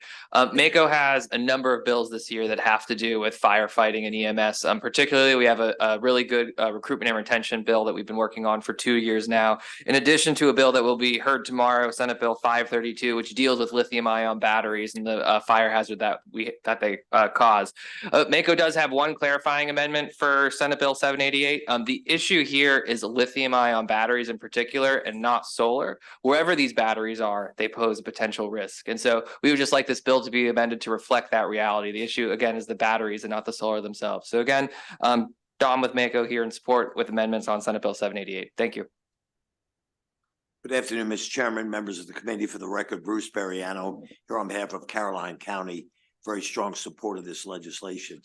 I know you've had a long day, the hour is late, but very seriously, this is a very, very important piece of legislation. And even if, and I say respectfully, you had to amend out the financial piece to it, it's very important that this structure be created as soon as possible. Because the reality is, and most people I talk to agree, unfortunately, our EMS, our fire and rescue, are the people we rely on for safety and peace of mind. They're not properly, adequately trained to deal with lithium batteries, be it from electric cars or storage facilities and solar farms, and that's needed.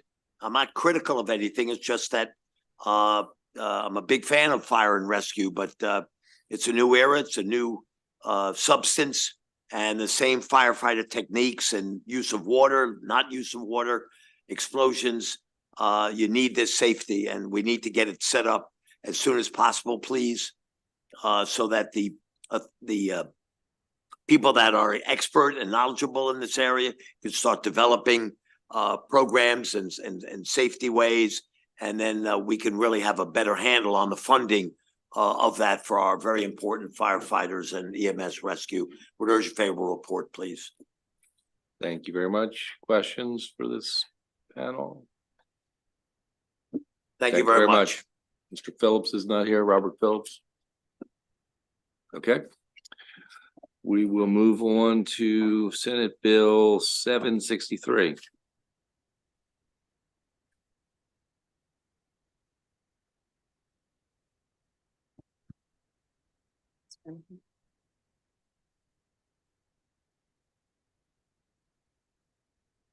Good afternoon, Mr. Chair and members of the distinguished Budget and Taxation Committee.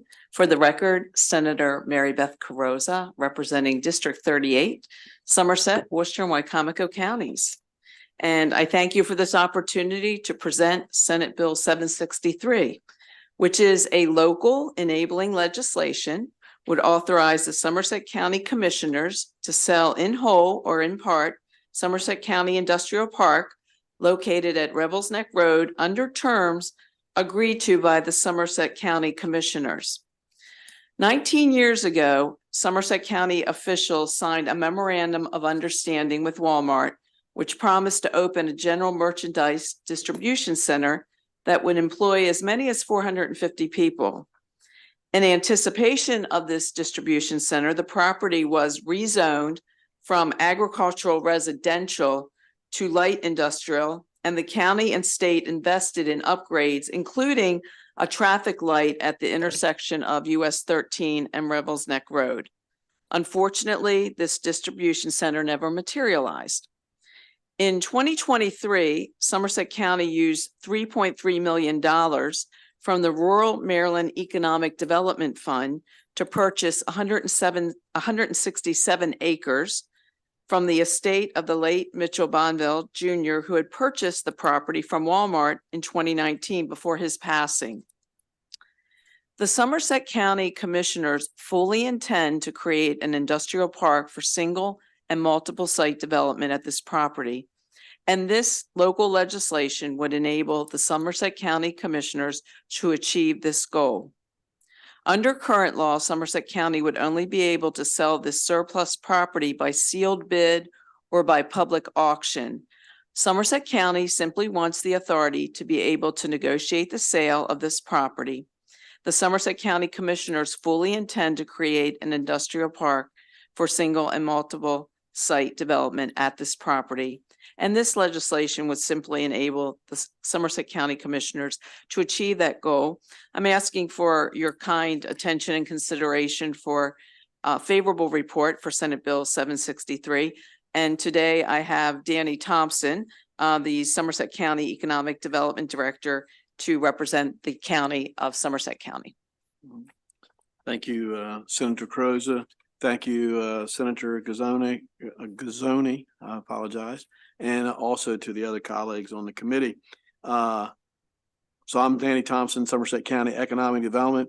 I was here 20 years last month when Walmart, that was my first project, and I was excited, but it didn't come about. And but we've always had our eye on this site. And under the previous administration, we were afforded the opportunity to use some money that was allocated to the Tri-County Councils, and Somerset County Commissioners utilized some of that money to go towards the park, the acquisition, and then the balance will be used on infrastructure there for like fiber, broadband. We don't have to do the rezoning, that's been done. And so there's been a lot of time and investment put into it.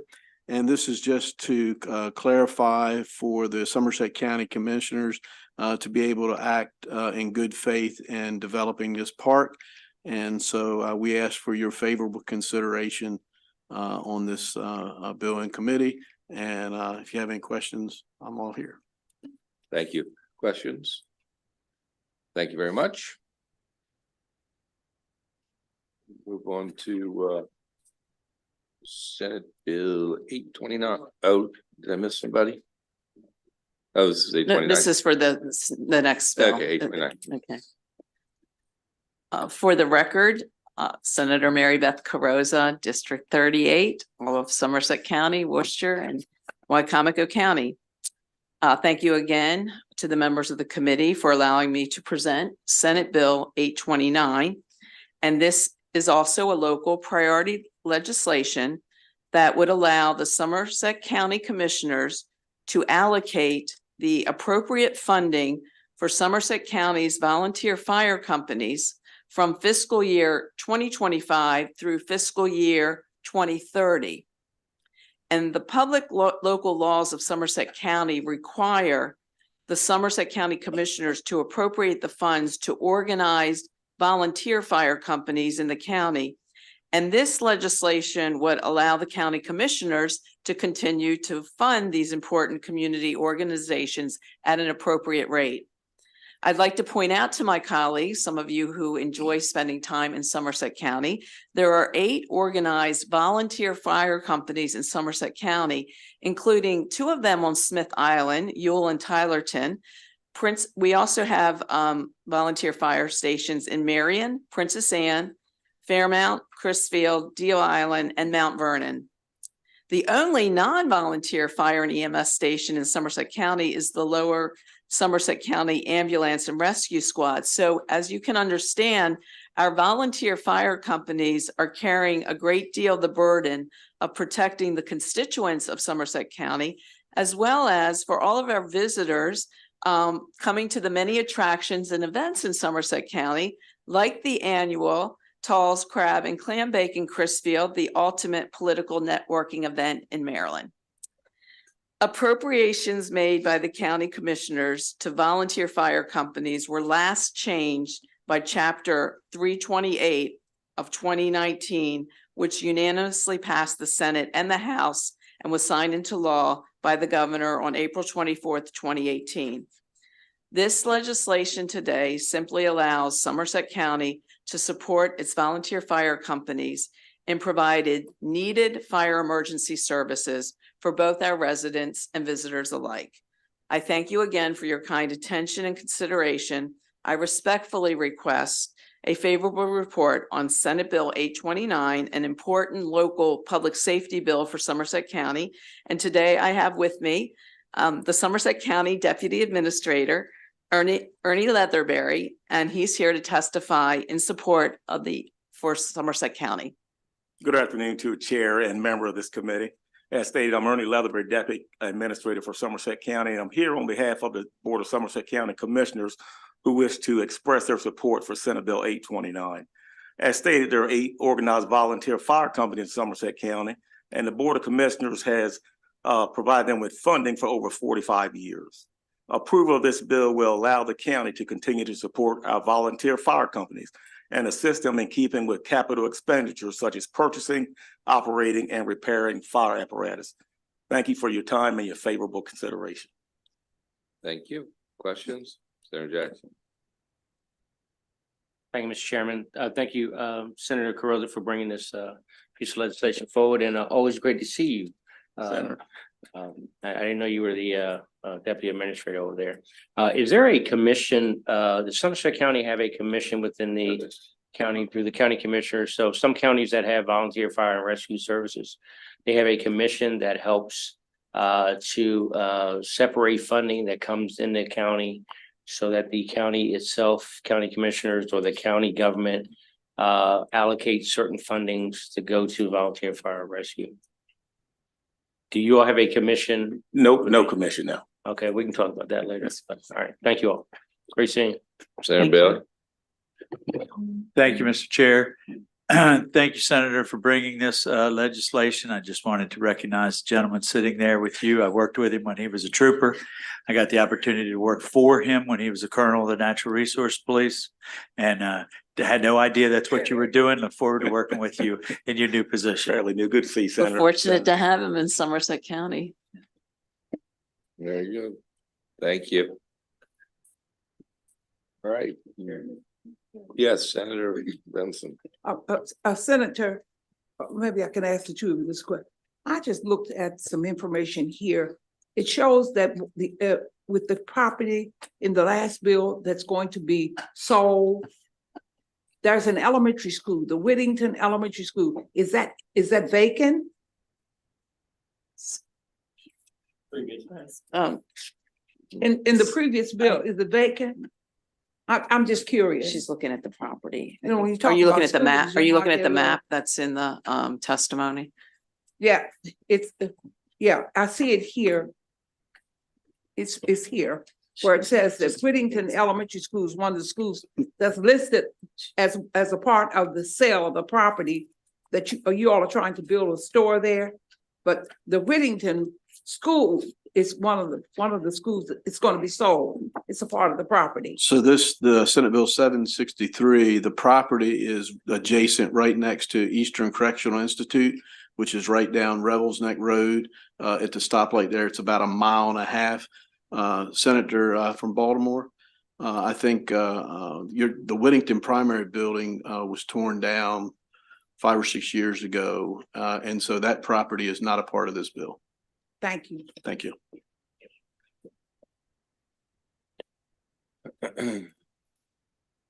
Senate Bill 897.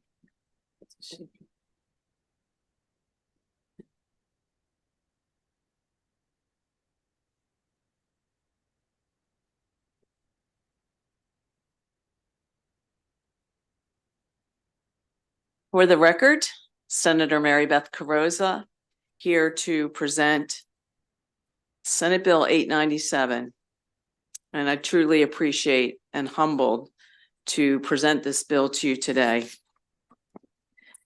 This legislation would allow for a subtraction under the Maryland income tax to pay death benefits under a collective bargaining agreement from a county or municipality to the surviving spouse of a fallen law enforcement officer or firefighter.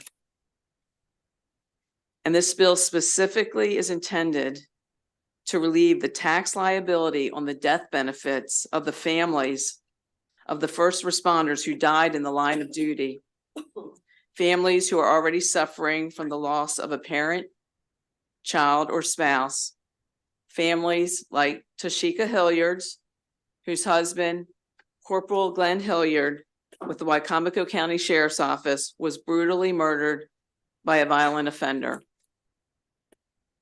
Death benefits that are paid to the families of our fallen heroes are intended to relieve the immediate financial burden caused by their loss. However, under the current tax law, these death benefits are required to be reported as taxable income, meaning that the families cannot use the full benefit granted to them. This grave oversight, which we have been working with the Comptroller's Office to rectify, was brought to our attention by Tashika Hilliard, the widow of Corporal Glenn Hilliard. On the evening of June 12th, 2022, Corporal Glenn Hilliard, a 16-year veteran of the Wycomico County Sheriff's Office, was shot and killed in the line of duty by a suspect who was wanted by the Maryland State Police in several counties, the Worcester County Sheriff's Office and Baltimore City Police. The murder of Corporal Hilliard has been painful and absolutely devastating to the Hilliard family, his family at the Wycomico Sheriff's Office, and our entire Shore community. We have a moral obligation to support the families of our fallen heroes. One important way to do so is to provide some financial security to the families of the fallen heroes. On June 14th, 2022, the Wycomico County Council, pursuant to a collective bargaining agreement, authorized payment of a death benefit to Mrs. Hilliard in the amount of $500,000. In the process of preparing the 2022 tax return, Mrs. Hilliard learned that the death benefit had to be reported as taxable income, resulting in a $176,000 tax liability split between $138,000 of it at the federal level, $38,000 of it at the state level. The Hilliard family continues to suffer from the murder and death of their loved one, Glenn Hilliard, and they will need emotional and financial support well into the future. The family should be relieved of this $176,000 tax liability, which is causing undue stress and a huge financial burden to a family of a law enforcement officer who served our state with honor and distinction in a dangerous job and he ended up making the ultimate sacrifice. I wanted to share with the committee that our federal partners are in the process of removing the tax burden at the federal level. And the legislation before you is intended to do the same at the state level. We have been working with the Comptroller's Office since the situation was first brought to our attention. And I personally want to thank Joe Francavilla, Governmental Affairs Director for the Comptroller's Office, for his understanding and his assistance in this matter. Corporal Glenn Hilliard served Wycomico County and Maryland with integrity, and he was taken from his wife, his 3 children, and his community way too soon due to the evil actions of a violent criminal. We know from the world we live in that there will be more fallen heroes who end up making the ultimate sacrifice in their service to protect our homes, our schools, our neighborhoods, and communities across the state of Maryland. This legislation would ensure that the families of those fallen heroes receive the full death benefits as intended, and SB 897 would be applied retroactively to any taxable years beginning after December 31st, 2021 to guarantee that the Hilliard family receives the benefits of this legislation. On a personal note, I publicly want to thank Sheriff Mike Lewis for immediately taking the step to secure that $500,000 for the family, record timing and within 2 days. And I personally want to thank Tashika Hilliard for her leadership in advocating for the removal of this flaw in the tax code. And at a most difficult time in her life, being willing to step up for the families of Maryland's fallen heroes, for the future of those families.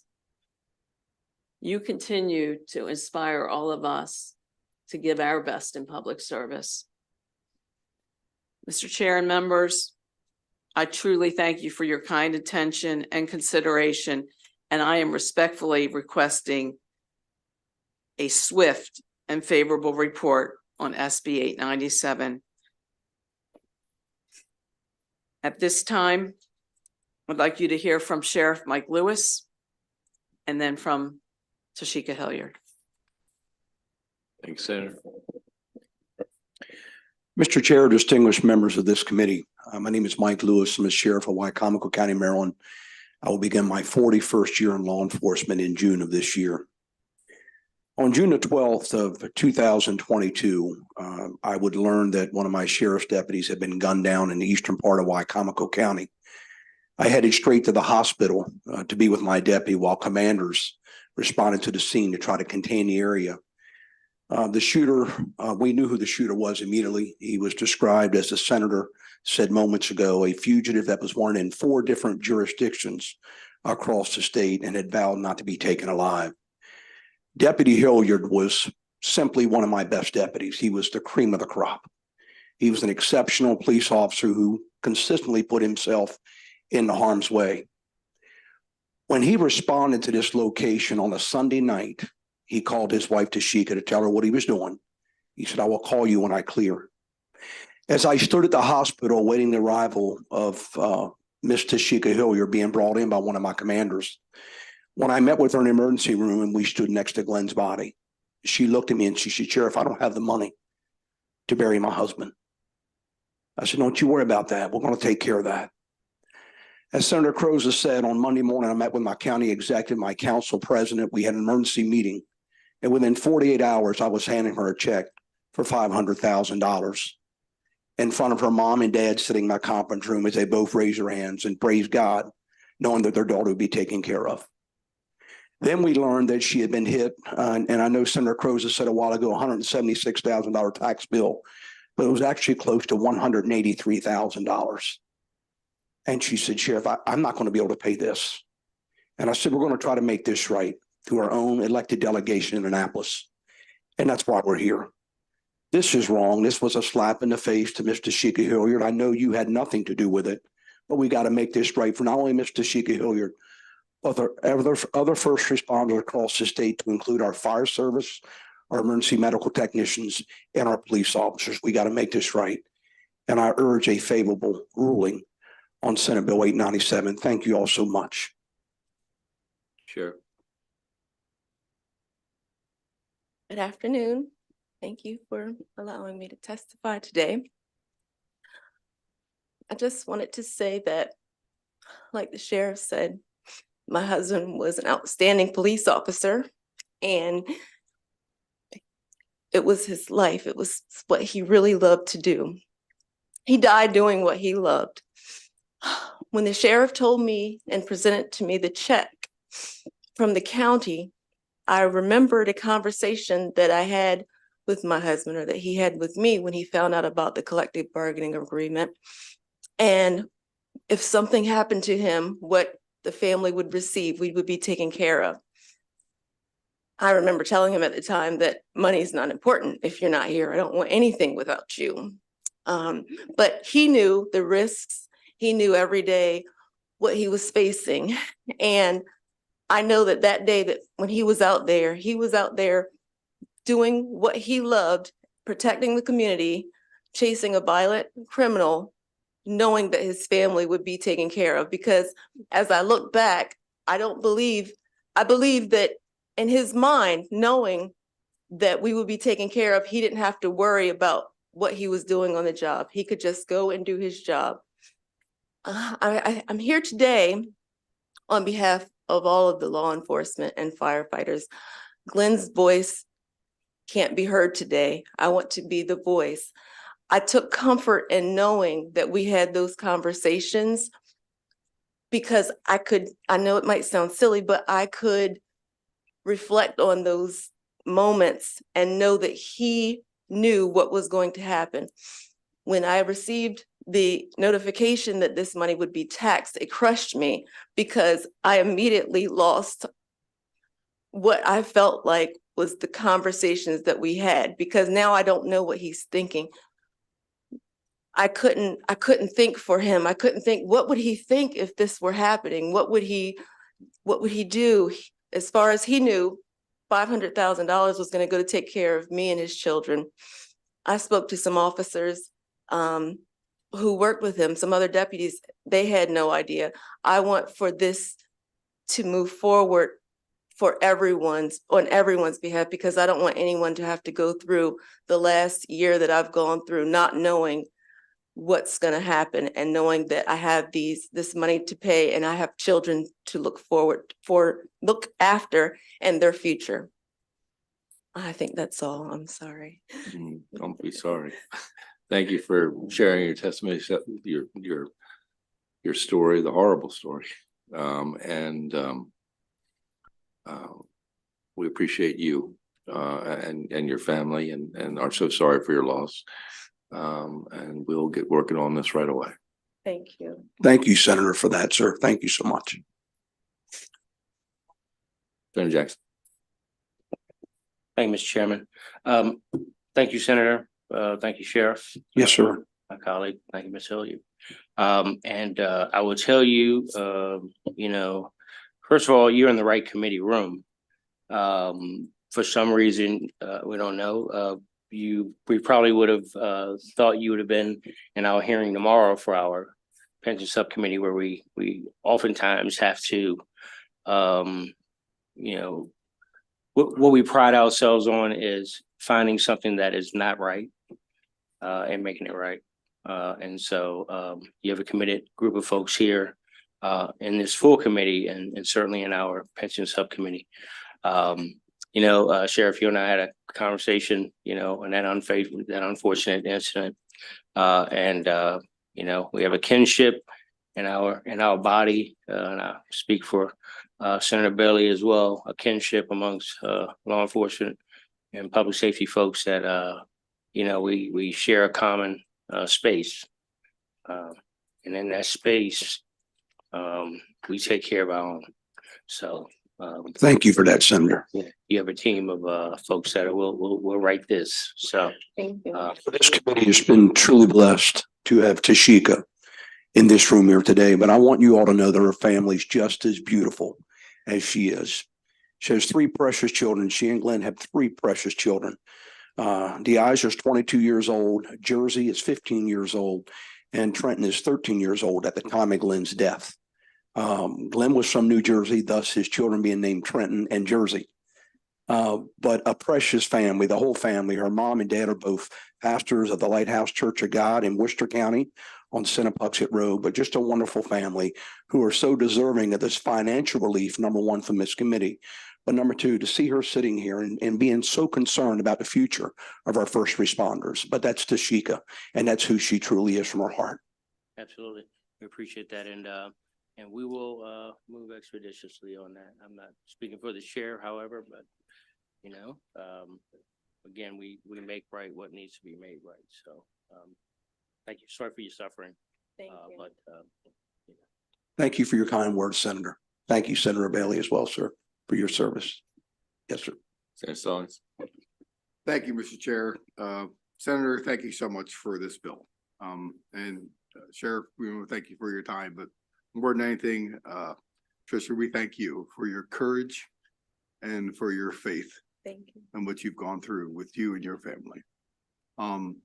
It's an honor to be here and to see you and listen to your story. But I believe in the words of this committee and our chairman. A lot of times we run with our heart, but I think we have very good heads here. And we've done some really great things in this committee. And I believe this is another great thing, working together with this committee and with this chair, with the people here. But I believe with everything in me that I think we can do something, and we can do something good. And this is what we're all about, trying to do the right thing. And I just want to thank you so much for being so courageous in your words. They mean a lot to us. And I want to say more than anything, God bless you. Thank you. Thank you, Senator. Right. Thank you so very much. We'll be in touch. Thank you again for having me. Thank you.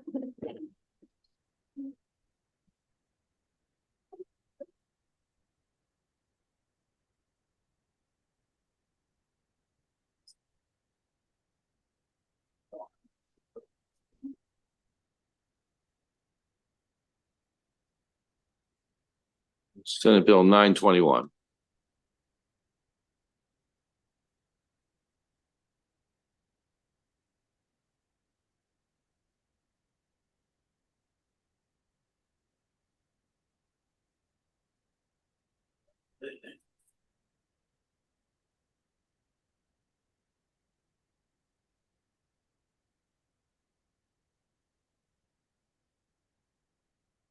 You have a panel? Chairman, I believe there are some witnesses testifying in favor. I've not organized a panel specifically. Okay. If anybody is welcome to join me, absolutely.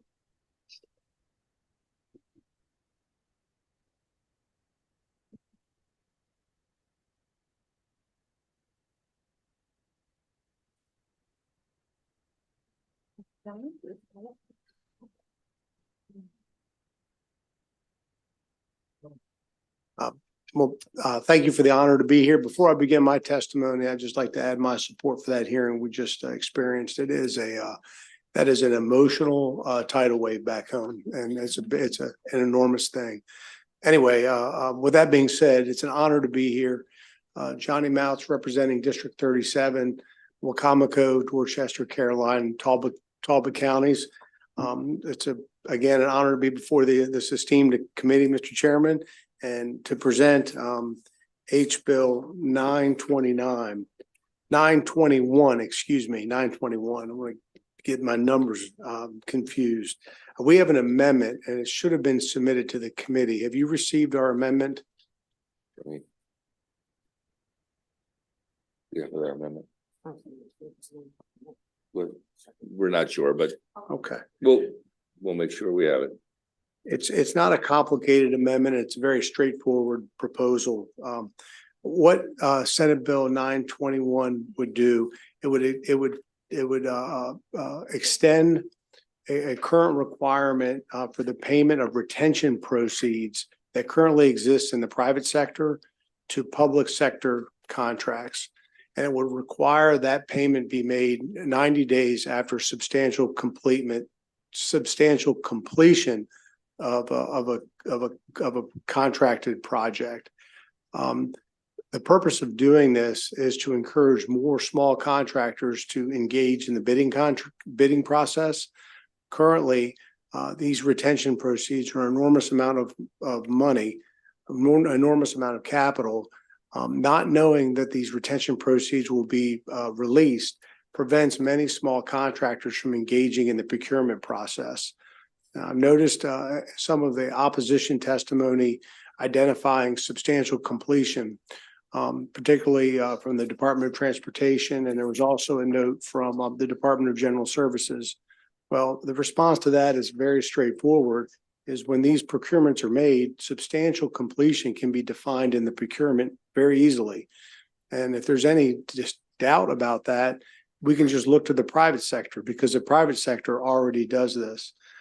By implementing Senate Bill 921 and implementing this requirement that the retention proceeds are paid within 90 days ensures that when these small contractors engage in the procurement process, that they're not going to be left out waiting to be paid when they have employees and different services that they need to pay to complete the project. It's worked in the private sector. We implemented that a couple of years ago. Now it's time to bring this requirement to the government. It would apply to local governments and state government. And it's proven to be effective in the private sector. I'd encourage your favorable report and thank you for the opportunity. I'll turn the microphone over to Ellen Valentino. Thank you.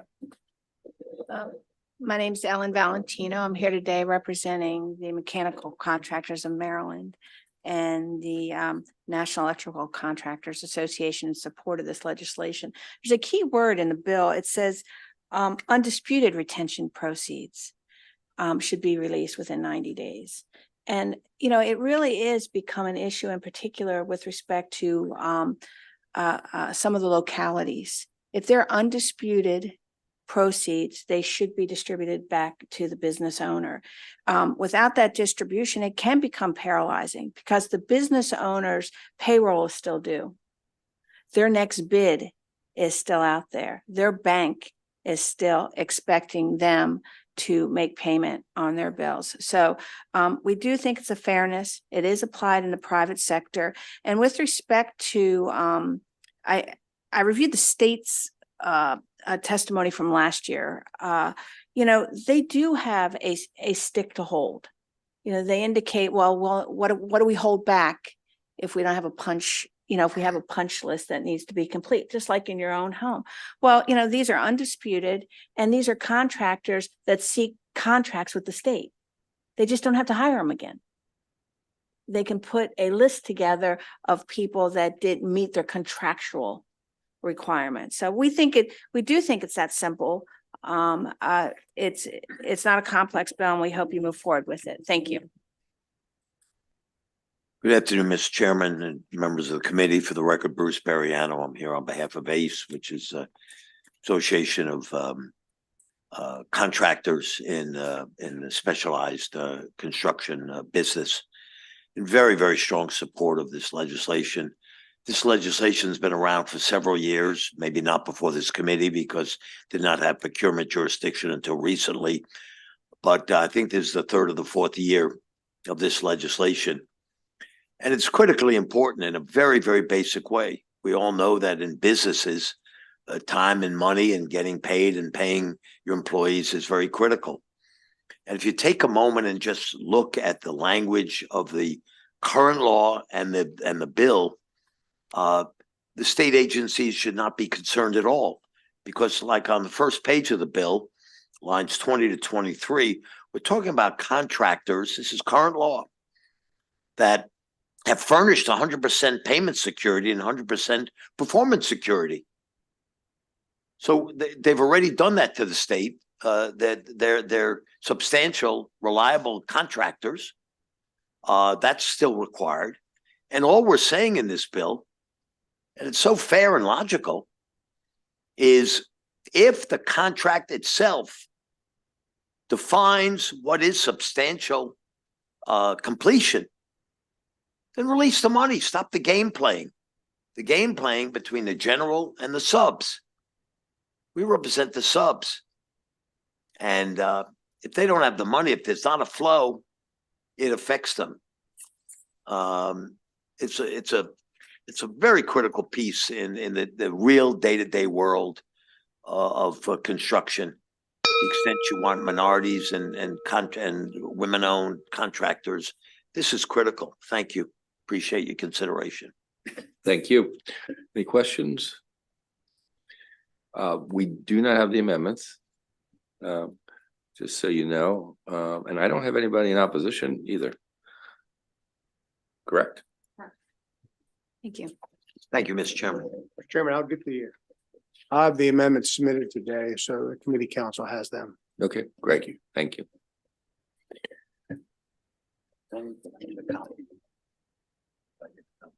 Okay, this is it. Best for last. What bill is this? I lost my sheet. You took my sheet. What's it go? 970. Okay. Alrighty, so thank you, Mr. Chair, Mr. Vice Chair, and members of the committee. My name is Zaina Rose, and I am a legislative fellow in Senator Gazzoni's office, and I'm here to present Senate Bill 970, Energy Storage Systems, Income Tax Credit and Grant Program Sunset Extension. Under Senate Bill 758, which was passed by this committee in 2017, the Energy Storage Tax Credit Program became the first in the nation tax credit program created to incentivize the adoption of energy storage systems. These are systems used to store electrical, mechanical, chemical, or thermal energy that was once electrical energy for use as electrical energy at a later time or in a process that offsets electricity use at peak times. This legislation before you today will extend the sunset date for the Maryland Energy Storage Tax Credit Program for 2 years through tax year 2026. This tax credit provides funding for 30% of installation costs, as well as either residential or commercial energy storage project costs. The data indicates that an overwhelming majority of projects are residential, not commercial, in the program. Furthermore, this program is overall perceived as successful as there are 69 projects on the wait list. Thank you, and I ask for a favorable report of Senate Bill 970. But that's a great bill. That is a great bill. Whose bill is that? All right, very good. Thank you so much. And that ends today's marathon. Good job, everybody.